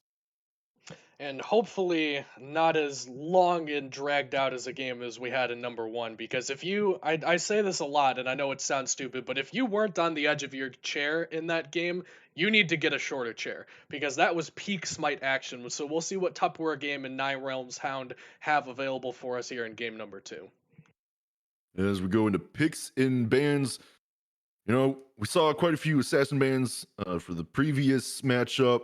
This time, two different teams. You expecting something similar, or are we going to see both these teams kind of change it up a little bit in terms of what exactly was banned? I'd like to say that we're going to see something different, but I just find it incredibly likely that unless these teams have been practicing outside of the league and have some kind of scrim history between them, it is just always safe to get rid of these top picks. So again, we're looking at the Cabrakan, we're looking at the Cupid, King Arthur, Daji, Pele, that sort of thing taken off the board wouldn't really surprise me. So we'll see what they end up going with, but I think that actually a Freya ban, as I say that, so we do see something a little bit more interesting. Well, we also see the King Arthur ban, so that is something different from last game. No one's going to be Very allowed true. to play it this time around, but yeah, no, Freya is going to be taken off the board here, and that's either something that they think there's a secret value in, or somebody on the side of Tupperware Gang is known for playing. Is Cupid going to be banned away by Tupperware? Nine Realm Hounds looking for their second ban here, but that Freya tells me there might be some targeting going on. There might be some targeting, but following that up with the Cabrakan just feels like this is something that they had a bad experience with in the past. Because Freya is absolutely one of those gods that if you don't pay close enough attention, she'll kill you level 7, and then she just won't die for the rest of the game. As soon as she gets one ring online, she can just fight you until the Titan falls. So I think that if that's something you're afraid of, again, if it's something you fear, something you don't want to play against, this isn't the time to be experimenting. You're fighting for your life in these games. This is a best of one format. So if you don't want to play against Freya, more power to you. Don't play against Freya. All right, and Yamoja going to be the final ban for Nine Realms Hounds. Tupperware Gang, they're going to get rid of Kepri, not allowing that Scarab's Blessing to come into use. So Tupperware Gang going to be sitting on their first pick. Here's Nine Realms Hounds. They're going to be discussing their first two they want. And There we that go. it may be the landslide. It will Yeah. be the landslide we're going to see here. Is again different from last game. He's allowed through. Yeah, and I'll preach the same gospel right now. So you've got your top 4 jungle picks. You've got, in no particular order, your Lancelot, Nemesis, Pele, Daji. So they take Lancelot. That, of course, gives them the pick of the next 3, so they'll take Daji. Bellona also a top pick right now, not necessarily because of her team fight stage, but just being able to jam pressure into solo lane, get some blue buff invades off, enable some invades on the back camps on that side of the map. This is a very difficult solo lane to fight against. So we'll see what Tupperware Game come back around with. Maybe they go toward the other side of the map and they will in fact go for a little bit more pressure in the dual lane. Well, they get Bologna and Daji, but Tupperware Gang, they say we're going to claim Emir and Yu Huang and talk about a team fight combo between the support and the mid laner here between those two. I mean, he can just bring out his ultimate. Emir just has to put a wall behind the team, and well, that's a lot of people getting knocked back and hit. Yeah, Yu Wong ult is sometimes a little sketchy to use in a team fight as far as getting maximum value. Like you see Nine Realms Hounds, they pick up Poseidon. That's easy. You just put the circle where you want it to deal damage and you call it good. Yu Wong has a little bit more finesse. There's like some weird niche interactions with the way that you can angle the dragons, one coming from behind, one coming from the front. Pushing them off to the side, for example, is something that I've seen a little bit more of. But if you do get caught by both of those dragons, like you said, you're getting really weirded out by where it leaves you, and you're taking a whole bunch of damage. Like, we're talking 11, 12, 1300 damage late game, and that's absolutely where this Yuwong wants to go. So 9 Realms Hounds going to have to find some way to get good value out of this Poseidon and prevent that Yuwong from ever getting to that stage of the game. Phase 2 picks and bans coming through. We see Chernobog, Ratatosker taken out by 9 Realms. Tupperware, though, they're going to get rid of Atlas, something that we haven't seen far too often here. So it's going to be interesting to see that what they're going to be going up against instead. Jin Tien going to be taken off the board as well. So 9 Realms Hounds going to be looking for their pick here, trying to see what they want to go with first. They're going to go with their ADC or their support, and it will be Artio instead. Artio is a fascinating pick here as well, because the cripple, not the most impactful. Like, I don't necessarily pick Artio for the cripple into that team, but it does make it difficult for Lancelot to communicate his damage, because the bulk of it comes from he dashes twice on you and then all of your health is gone. But if Artio's standing on top of you, you don't get that luxury. So this is a pick that we don't see a whole lot of, and it's a little bit of a risky pick into Ymir because of some interactions there where they can basically get each other killed one way or another. But I don't hate it here. I think that if you want to surprise them with something, Artio's definitely not a god that they're prepped for. You know, I'm going to say it. I am surprised with Ganesh on the board that he wasn't picked. Yeah. I think that you're well said there, because Ganesh definitely one of the gods that we're looking at right now. I think Kabrakan, Atlas, Jing 10, all of them by far and away my favorite picks. They don't see play every single time, but Ganesh maybe one tier lower there in that conversation. So I guess Ganesh wasn't aggressive enough for them, and that's why they end up electing to go the Artio, or maybe there's some interaction there that they think they have a lot more value in. Again, I'll reference back to the preventative measure on the burst damage on Lancelot. So, I mean, it operates the same way as Ganesh, but they like the Artio better, so let them play the Artio. So we're getting rounded out with Hachi and Ravana, 9 Realms, Artio, and the Chiron into the Hachi, man. So this is going to be interesting to see both comps pretty aggressive. From what I can tell, this is going to come down to the style of how the junglers play. Both solo laners can play aggressive. Both junglers can play pretty aggressive. But it looks like, depending on the matchup of Dodgy, Lancelot, Dodgy, or Robin, that's likely going to determine how this game goes, is how the junglers run it. So, Kaizo, I asked you the first game. I'm going to ask you for this one. Which comp are you liking better? Well, I'm a big fan of the Moose Man. I think that Chiron is slept on right now. I think that it's impossible to not get hit by Centaurus in a late game team fight and take 12 to 1400 damage. But I do think that Tupperware game they really came away with this one. Yu Wong has fallen a little bit out of favor, but is still definitely one of the best gods you can pick in the mid lane. After the showing we just saw Ymir have in the previous game, it's hard to bet against him. And Lancelot, I understand people don't think this god is crazy good, but I think that they're just playing it wrong. So we'll see if Tupperware Gang can put it to good use here and prove me right, because by God, has it not had a good competitive showing, at least in the amateur leagues up until this point. All right, with that, we're going to go ahead and get into our relegations match. Tupperware Gang versus 9 Realms Hounds. And see who can come away with this, who gets knocked out to eliminations, and see overall which comp can just play the aggression better. And you're really going to be looking at Poseidon to be fueling a lot of that aggression for 9 Realms Hounds, whereas on the opposite side, you're pretty much staring at this Robin the entire set and waiting to see how much pressure he can manifest in that solo lane. Notably, they did decide to put Lancelot in the jungle. I think that you have a little bit of flip-flop potential there. Robin not as strong as he used to be, now that you don't really get to go the unkillable Lonos Mask build anymore. You see that instead he decided to go for a Bluestone Pendant, so these solo laners, they're going to be beating up on each other for the first 5 to 10 minutes of this game. So who comes out on top of that is going to tell us a lot about how these early stages of the game are going to be going. This time around, we're going to see both teams do the same starts across the map. We will see, Wait a second. Solo laner for 9 Realms Hounds, they're going to make it into the solo lane first, and yep, you're pointing it out. I'm seeing the exact Huh. same thing. It's Chiron mid, Huh. Poseidon ADC, which may Okay. change things up a little bit from what you were saying about the early impact. Yeah. But over at mid lane, they're already getting to a little bit of a scruff, trying to clear these waves. King of Dragons getting near half health, same as Hashira.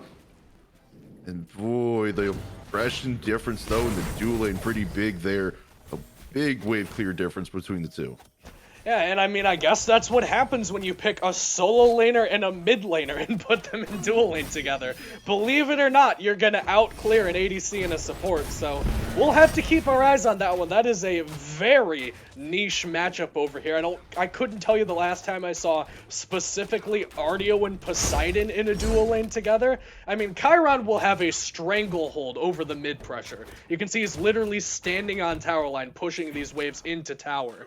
But I don't even want to look away from this dual lane because you know that they're going to be fighting, and a fight breaks out in mid as well, but Chiron fairly safe here will just dash away. Blink attempt there, unfortunately, for Ashura here. You see Kai managed to get his dash, find safety pretty quickly, and speaking of safely, Wito over here just getting knocked away by the wave out of Inferno. This is going to be so weird for a cast for this early game. Just seeing Poseidon anywhere but mid in the current meta. Feels wrong. Something just not expected. Yeah, I agree. That just does not feel right. But if it pays off, great for them, as we do see Ashura doing the oracles. Was thinking about backing, but he's seeing the pressure applied here by Nine Realms Hound, so he wants to come over just in case he's needed to help secure this purple buff for his ADC. And Nine Realms Hounds at dual lane, they're not quite yet looking over there. Instead, he's going to start it up. He's going to guarantee that this happens for his team. As we see Albach and Weetod, they're going to stay over, keep the attention of these two. As Must Be goes in, gets a nice little stun, but not enough there for Tiger to follow up on. Wait, did he? Oh no, he did finish the buff. It didn't show on the map until just now. We got just so good presence of mind there from Hashira to rotate over. I was afraid that he just let that one go, and very fortunate for Tupperware Gang that Nine Realms Hounds weren't aware that he was there. You can see all of his right side farms still up. That's really your biggest concern if you spend that much time on left hand side, is do my back camps get invaded? Do I still get my speed buff? Did we lose blue buff? But all of those things still available to him, so very fortunate for Tupperware Gang, and credit where credit is due to Alba and Todd to pressure out enough in dual lane, fighting into an unfavorable matchup, we'll say, to allow Hashira the time to do that blue buff, and now we'll see a gank on right hand side.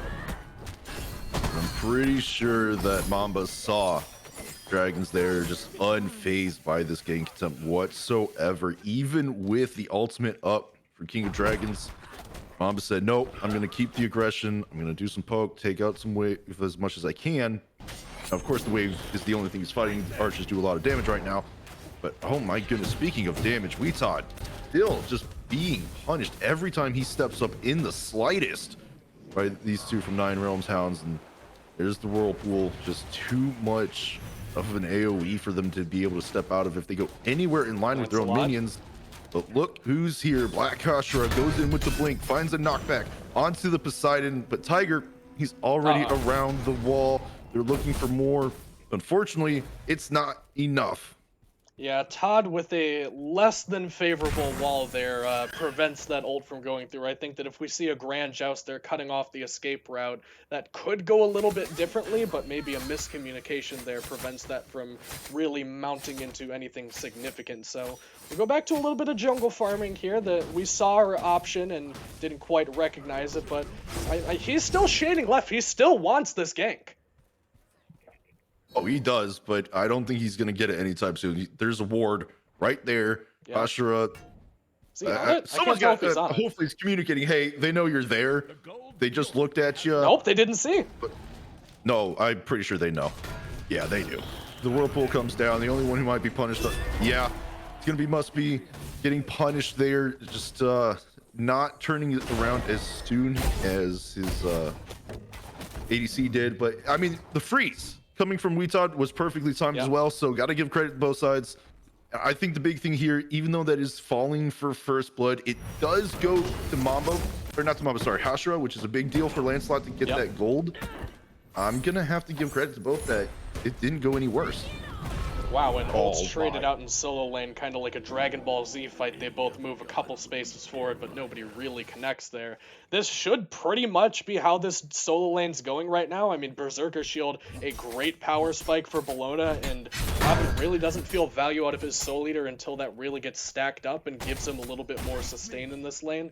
I think that as soon as we see that full stacked and he gets the full lifesteal value, this lane starts to get a little bit easier for him, but still going to be a brawl more often than not, so something that they could still look to fight around here, as Daju will go around and clean up a couple of these chalices here. We're really looking at a stalemate here where neither one of these teams can comfortably find a way forward. No, even with that 500 gold bounty, Top 4 gang still pretty much even with 9 Realms Hounds in terms of gold. And the big difference right now is the Chalice collection. They're over halfway done to a Trebuchet for 9 Realms Hounds, whereas Top 4 gang doesn't even have one set going. Oh, wow! And mid's gonna break out. The ultimate comes out hitting 2, but it's not nearly enough so far. The parallel chain does force the ultimate out of Hashira defensively, and that will end the fight here. That's one ult in turn for 2, as Dragons looking for opportunity onto Siphonik, but it's not going to happen with We2 stepping up. And speaking of Siphonik, he got the optimal Yu Wong ult there. He waited until Chiron dashed away and then still interrupted the dash. I know it looks like a knockback, but it's its weird like own class of CC where it can even go through something that's knockback immune like the Chiron dash, pushed him forward with no escape. I'm a little bit surprised that Kaiv managed to live through that one, but obviously no opportunity available to really finish him off there, which leaves you wondering, what do these fights really look like in mid?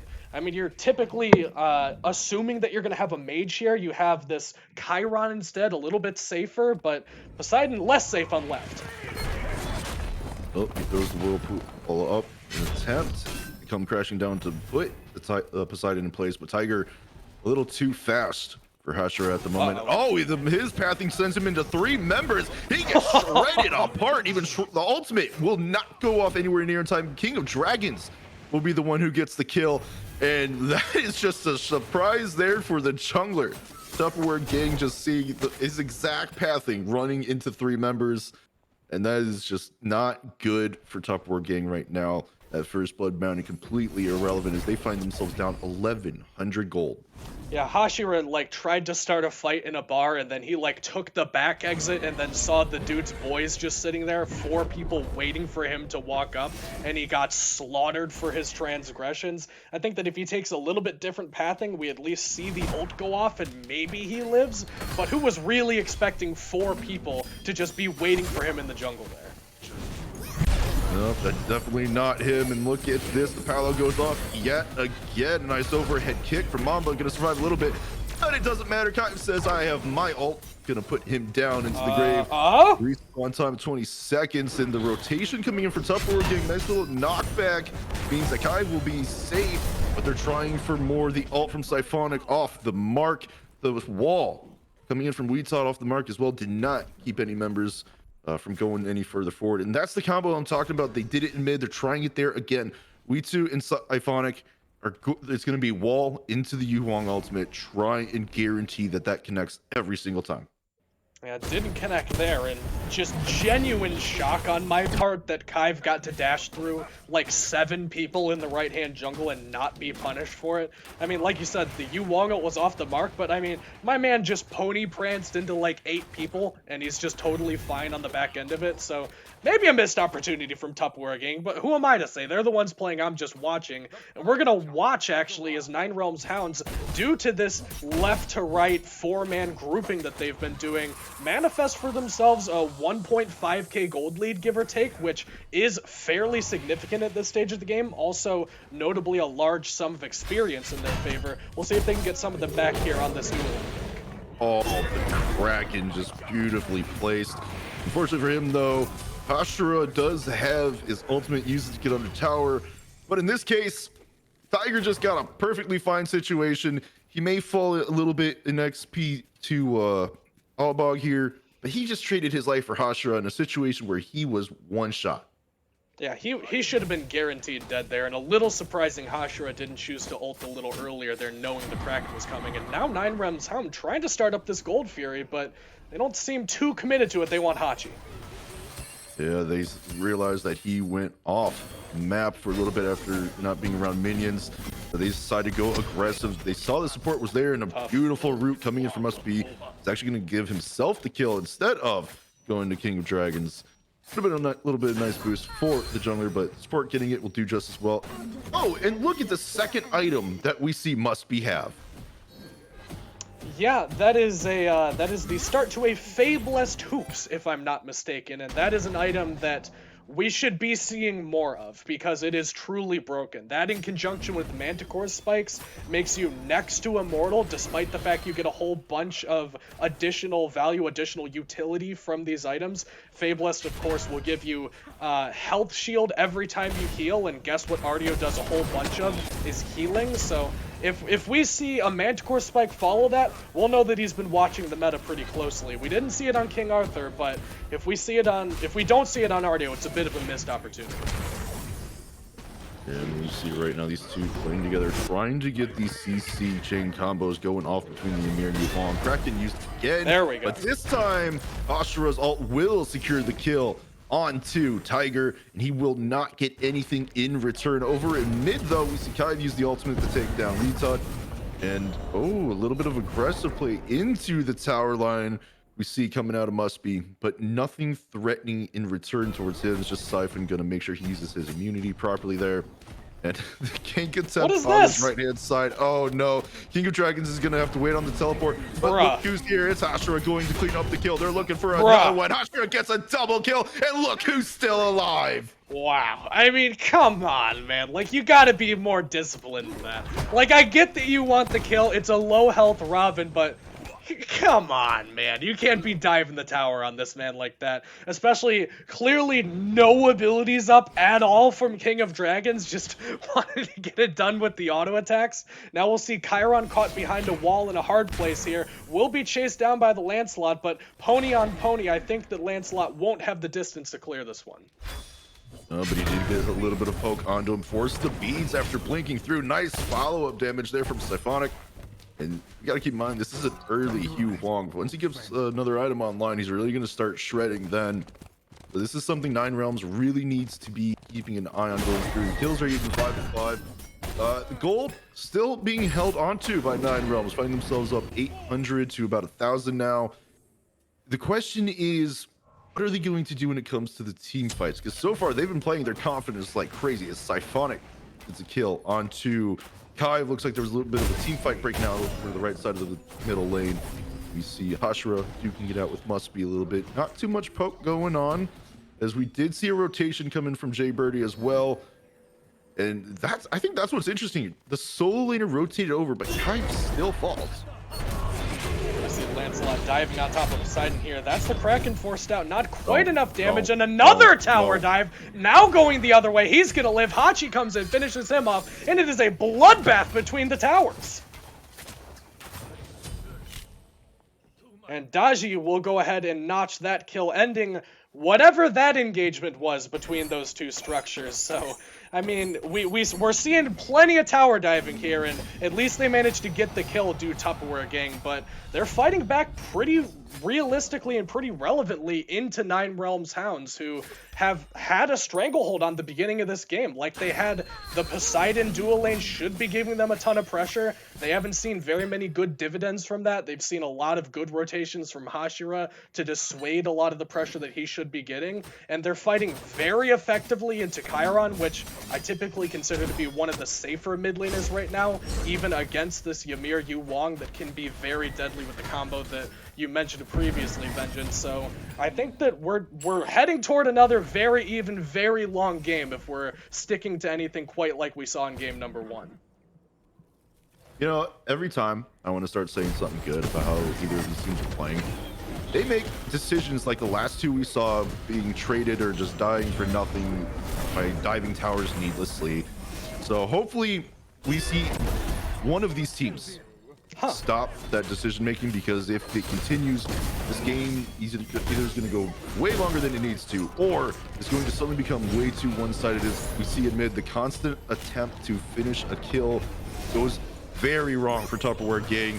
Kings of Dragons comes and takes down Hashira. Beads forced Good try. out of Siphon there. He's actually going to use his ultimate, or no, uses the root there. What is this, man?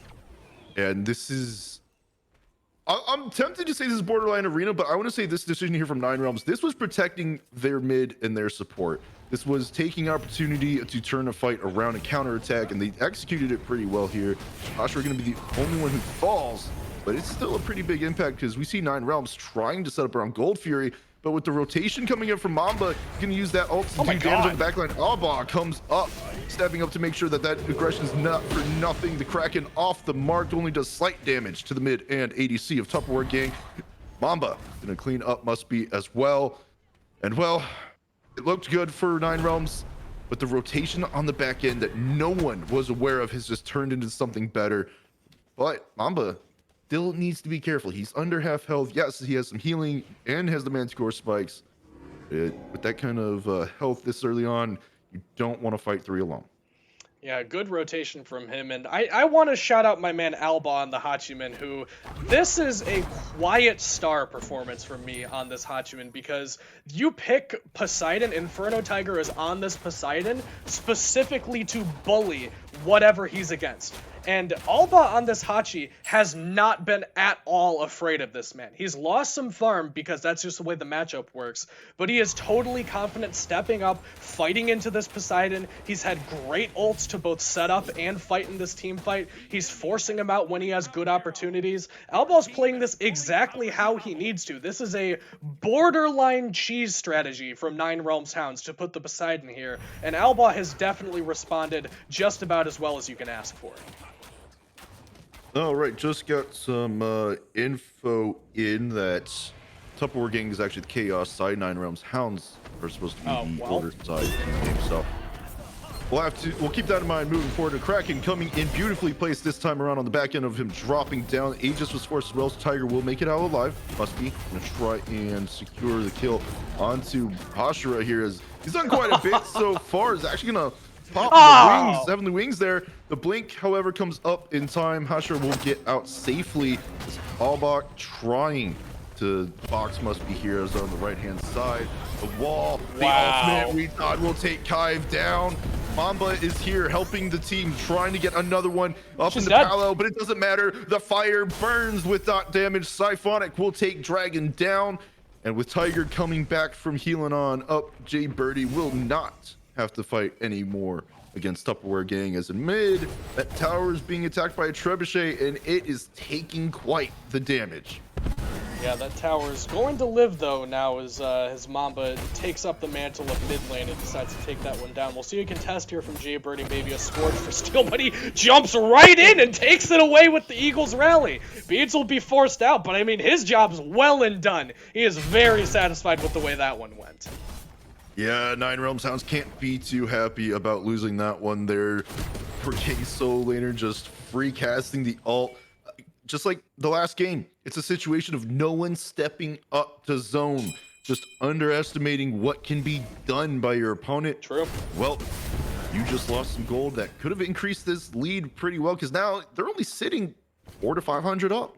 Yeah, this has been a roller coaster of a game so far where, I mean, Tupperware Gang have not really been in the lead up until this point, but it's definitely been pretty close to the wire, and with how sporadic and frantic and, like, seemingly at random the fighting has been so far in this one, it is balanced on a knife's edge, and if one team can get one conclusive fight, we'll finally see a true lead developing. I'm not really interested in calling it a lead until we see one of these objectives go down, or maybe a big team fight break out. It's been a lot of this weird scrappy fighting that we're seeing on screen right now, and a lot of this in left lane too, where Lancelot hates this Poseidon.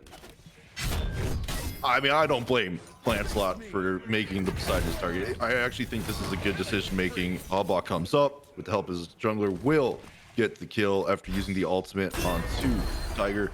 With the rotation from Dragons, Hashira, he's not going to risk it. He can use his ult to get further and further away. But look at the rotation coming in from Tupperware Gang. 2 more members joining the jungler. They want to try and finish off this tier 1 on the left-hand side. Oh, but he's not going to back anymore. He's going to stay and defend. And with that, Cold Fury may actually be the call here. And it looks like Tupperware Gang, that is going to be their commitment. We see Jay Birdie rotating over to the mid lane, just pushing Siphonic further away. But with the presence from Weetod, that Gold Fury is getting drugged further away. Alba is going to solo Dragons.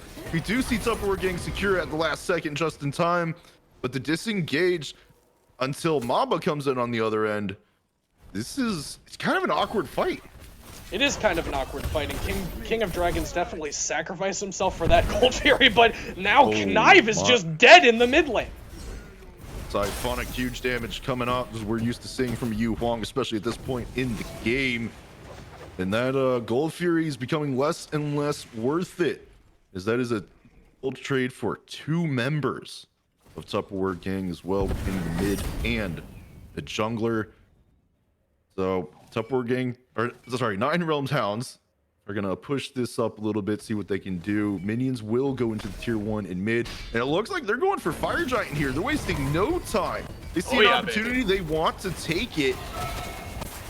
And this is interesting because Jay Birdie's still here. He stole the Pyromancer with the ult. Will he get an opportunity to steal away the Fire Giant? Mamba not gonna try and not allow it. In comes Hashra to do it as well. But here is Must Be. He's gonna try and do what he can, and maybe even force a death onto one of the Tupperware Gang members. They're trying to drop it. Finally, Will Be as Must Be steps out. But with Dragons here, gonna use the Palo. Beads coming out from Weetsu. Unfortunately, not gonna matter. He's gonna fall anyway. Jay Birdie gonna get the kill on that one. Oh, the Eagles rally comes through, but it doesn't matter. They already moved away. Hashra is gonna get King of Dragons down, and now Mamba and Hashra fighting together. These two all game. Every time they fight together, it's been chaos, but they're showing up. The master shot takes down one. A double kill with the ult to take out Mamba. And just a sketchy Fire Giant pull, man. Like, I don't know what Tupperware Gang were really thinking, or excuse me, what 9 Realms Hounds were thinking when they pulled that one.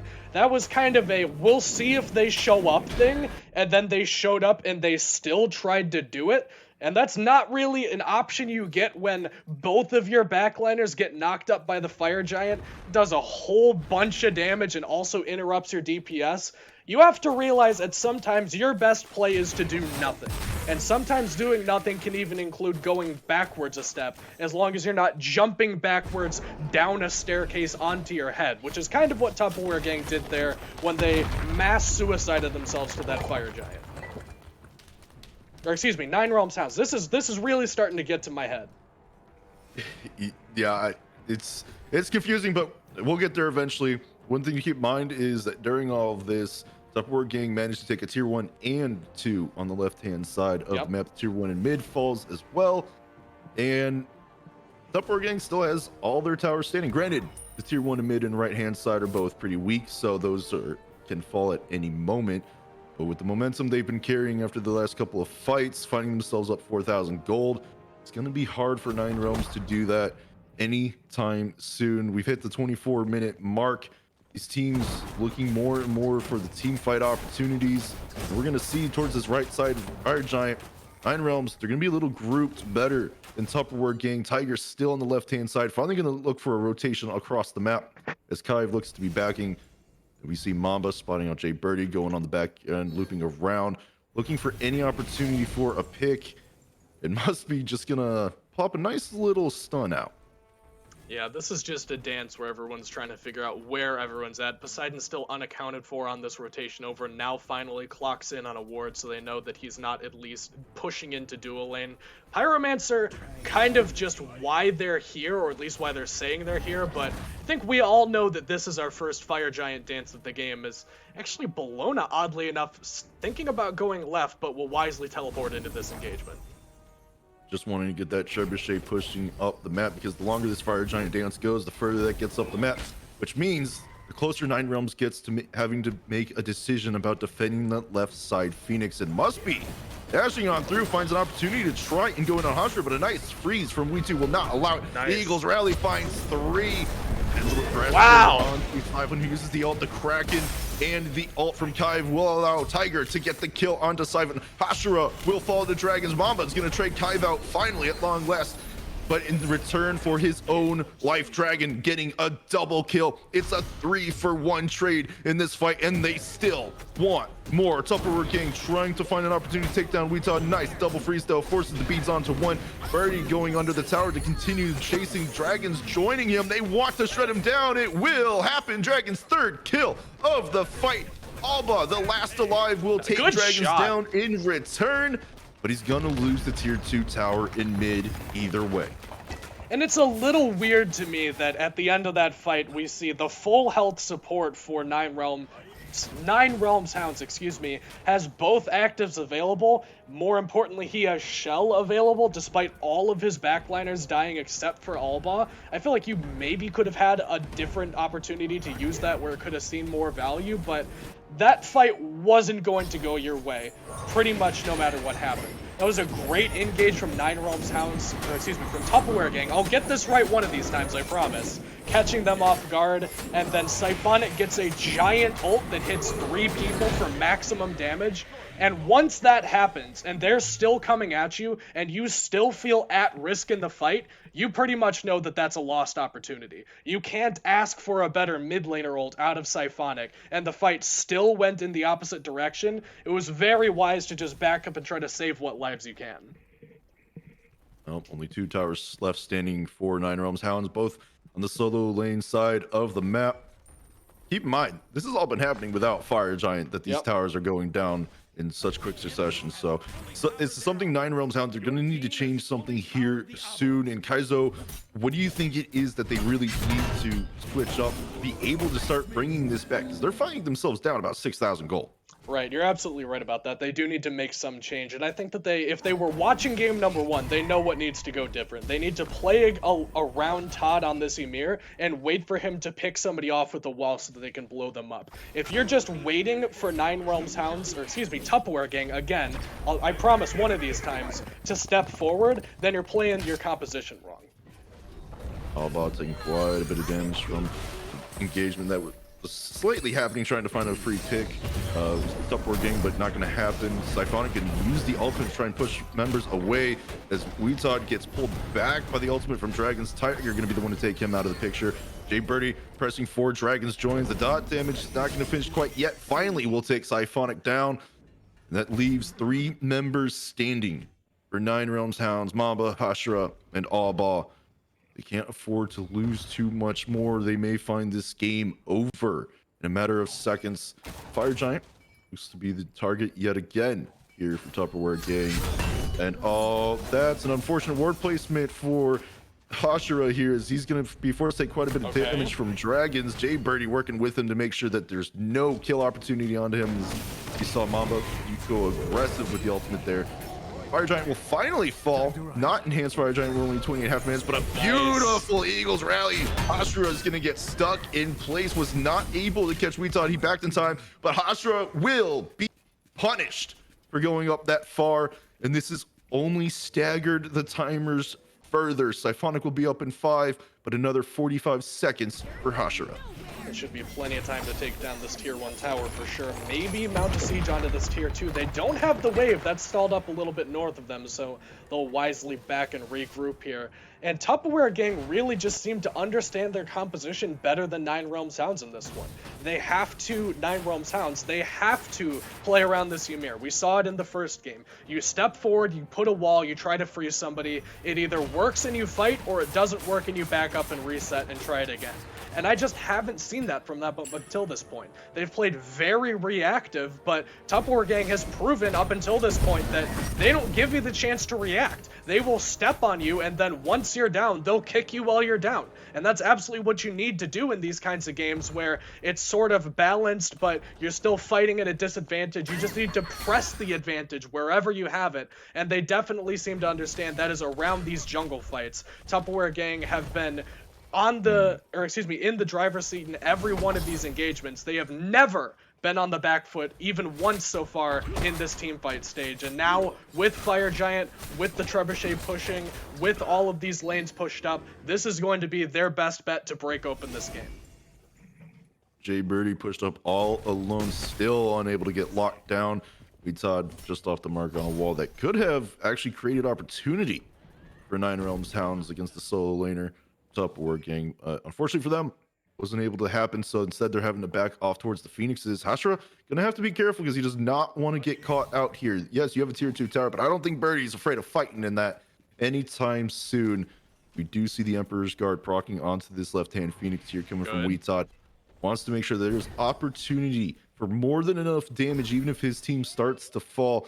Force out Tupperware Gang from sieging this, as Jay Birdie is going to be the one splitting over in mid lane, trying to split up the team of Tupperware or Nine Realm Hounds, which normally is the jungler's responsibility, but Dragons with that ultimate, he's looking for opportunity to pull someone out of position depending on how far they step up. And look at the damage onto Siphonic from Kive there. Already half health is the mid laner, having to back Nine Realms Hounds.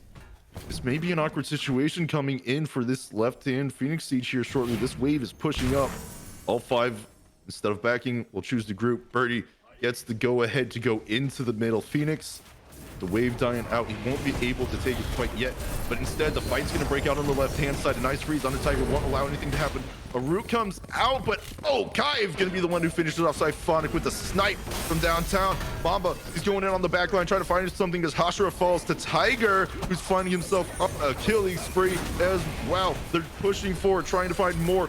Todd will fall to Dragons. Again, working so well with this solo laner. And over at the top end, though, Mamba's creating a little bit of chaos. He's going to find one. Oddball finds one of his own. Kive will take him down in return. It's a 1 versus 3. But this is their Solon, who's been a menace all game to Tupperware Gaming. Mamba finds a double kill. There's still 2 more here. The left-hand Phoenix will fall, but they're not so low for him to challenge. So instead, Mamba going to go back to the fountain, heal, and just defend what he can. Meantime, the Trebuchet during all this has been pushing up. And that tier 2 on the right-hand side may end up falling. Just kind of going to come down to this wave because they're keeping that stalled for a while and finally will be released. Yeah, finally will be released, as will this middle Phoenix be relieved of its duties here. Mamba will try to rotate in and create some issues, but he's already done more than enough in this fight and won't be able to prevent this Phoenix from going down. Tupperware Gang, the Chaos team, because I got it right that time, have done an excellent job in these late game fights of pushing forward as one unit and separating off Nine Realms Hounds into 2 different teams that they don't want to be fighting in. Every single time you see Jay Birdie coming in late, waiting to clean up the scraps after King of Dragons blinks in or jumps in and uses that powwow as a don't stand here tool. And we saw Alba ulting out all the way into his fountain because he didn't want to stand that close to that. That gives Tupperware Gang all the time in the world to use Kive and Inferno Tiger to whittle down Todd on this Ymir and make sure that he goes down cleanly. That prevents Siphonic from really standing where he needs to get the relevant damage out on the backline, which Yuwong typically accredited with doing pretty well. They're splitting up these fights in a way that nobody from Nine Realms Hounds can really be comfortable standing where they're at to do their job, and because of that, they're fighting at a disadvantage just based on the configuration of the fight, much less the gold, the experience, the state of the game, the fire giant, the siege defense. None of that matters with how well executed these fights have been from Tupperware Gang. But to think about how different a look the team fight stage has been from the early game, where we saw both teams just throwing themselves at each other, constantly staying even, no one really able to take advantage of anything. There multiple times we saw each team throw themselves at the tower and they just kept pushing and pushing, even to where the point where they died for nothing. But the team fight stage came online, Tupperware Gang took full control, and they're doing the enhanced fire giant 34.5 minutes in, finding at half health. We do see Jay Birdie though find quite a bit of damage being taken from Siphonic, but it doesn't matter. Tupperware Gang, they secure the enhanced fire giant. They're going to search for, trying to find opportunity to take out the entirety of Nine Realms now. Oh, from downtown wasn't even who he was originally aiming for. Love but it. Catches the ball at the longest distance possible. Jay Birdie with his teleport up, is gonna back heal, come on back so he can dive a Phoenix if necessary. Oni fire minions have pushed their way up as well on the right hand side and left, and this is not looking good for the Phoenix of Nine Realms. Kai will take Weetod down. Emperor's Guard is gone. The Phoenix falls immediately after. Surging forward, the Eagles rally. Locks Siphonic down. A late beads. Aegis come through. Dragons takes down Hashira. Siphonic will fall to Birdie. And on the back end, it's Mamba trying to do anything he can. Tiger doing what he can, but Kai keeps him alive. The Deicide, the relegations match goes the way of Tupperware Game. Yeah, Tupperware Game do manage to eliminate 9 Realms Hounds in this one in an explosive fashion. We did not see a fight that entire team fight stage that really felt like it could have gone either way. This was all Tupperware Gang all the time as soon as we started grouping up. And how about their game plan of just ramming their head into the wall and waiting to break through? I mean, King of Dragons, you typically see Dagiol used to try to pull people in, to try to force beads and Aegis off of people, to try to force these CC immune ults. They weren't even really getting value out of that, but it didn't matter with how much space was created. Just leaving Todd on an island, leaving the entire front line of 9 Realms Hounds by themselves to fend for themselves. This was a team fighting clinic from Tupperware Gang, and it just didn't really feel like 9 Realms Hounds could react to any of their aggression in a meaningful way and fight back into this game. No, I have to agree. At first, it looked like this game may have just been one that would drag on for a while with the way both teams were playing. But when it came to the team fight stage, Tupperware Gang really cleaned things up and said, no, we've had enough. It's time to do what we want and take this game into our control. Unfortunately for 9 Realms Hounds, they just never had an opportunity to bring it back. It seemed like as soon as they turned on the heat, it never let up, and they just chased 9 Realms out of the kitchen. Yeah, Tupperware Gang clearly had their game plan of Poseidon ADC and the Chiron in the mid lane for all the pressure in the world. To where credit is due, Lancelot hated that Poseidon into the ground and prevented him from being a factor in the early game. But, I mean, with how well the rest of the team was playing around their just snowball pressure composition, I mean, Chiron will always out-pressure Yu Wong, always, always, always having a vice grip on that mid lane. It makes it so difficult to maneuver around the jungle effectively when you have no mid pressure. That's why Tupperware Gang had the luxury of grouping up in these 3 and 4-man stints and just roaming through the jungle looking for picks. They definitely played their team count to perfection, and even they fought into their plan B. Like, they got their Poseidon ADC shut down and said, all right, what's plan B? We'll just do that. And they definitely did it there. So they absolutely earned their place in these relegations. So congratulations to Tupperware Gang. You know, I think the one thing I may have to disagree with here is even though he wasn't on a able to rotate, I don't think he was ever truly shut down because I don't know how many times we would get pain over from one side of the map to the other, and Tiger's freely invading. Yep. How many times he took the Naga? How many times he took purple buff away? And he was at all times until he passed in level lead. Alba never had a lead against him. Very true. I think that's actually what I'm more impressed with here from Tiger is the fact that he was, even after being constantly ganked, invade after invade after invade, to never give up a lead. Yep. And his team absolutely behind him in that, making opportunities on the other parts of the map, invading those back camps, pressuring that solo lane, recognizing that Tiger, he's getting pressured, but he should be fine. And he absolutely responded to all of those games just about, or excuse me, all those ganks just about as well as you can ask him to, dropping Kraken where it's effective, making sure it's a tower dive, trading back out 1-for-1 on the dive whenever possible. So you're absolutely right. He wasn't completely shut down, but they definitely did all that they could to prevent that Poseidon from coming online.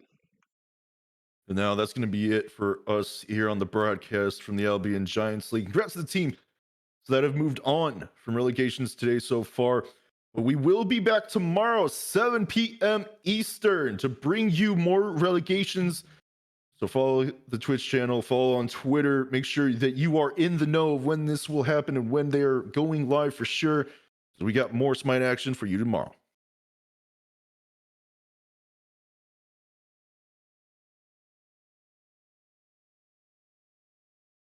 And we're clear.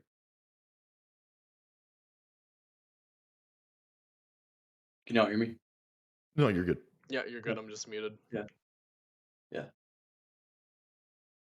Yeah, Majin messaged me the fucking names backwards. Yeah, no, he I was like, put you that in, bastard. he put that You in Twitch. He was bastard. like, "Yeah, I DM'd them wrong." I was like, because I turned off all my notifications so they couldn't hear him. Yeah. And I was like, you bastard. I was like, did I read him wrong? I was like, no, I made notes. Like, Bologna's red I team, red checked my team. work, I promise. I was like, Yeah, no, dude, it took a little bit for me to adjust. I was like, and he was like, don't and I change finally it stuck mid it. thing. And I'm like, I so want to go to a break. Be like, oh, they paused.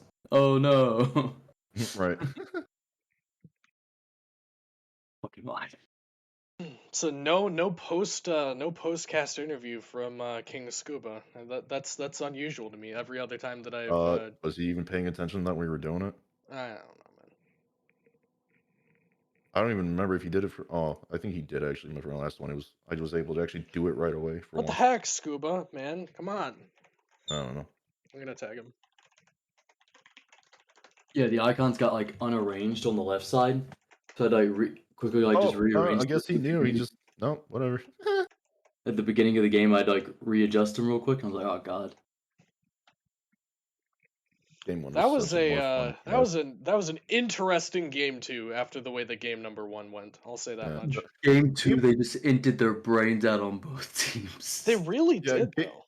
Game 1, I think, was the better one to cast overall. Game 2 was just Arena. we're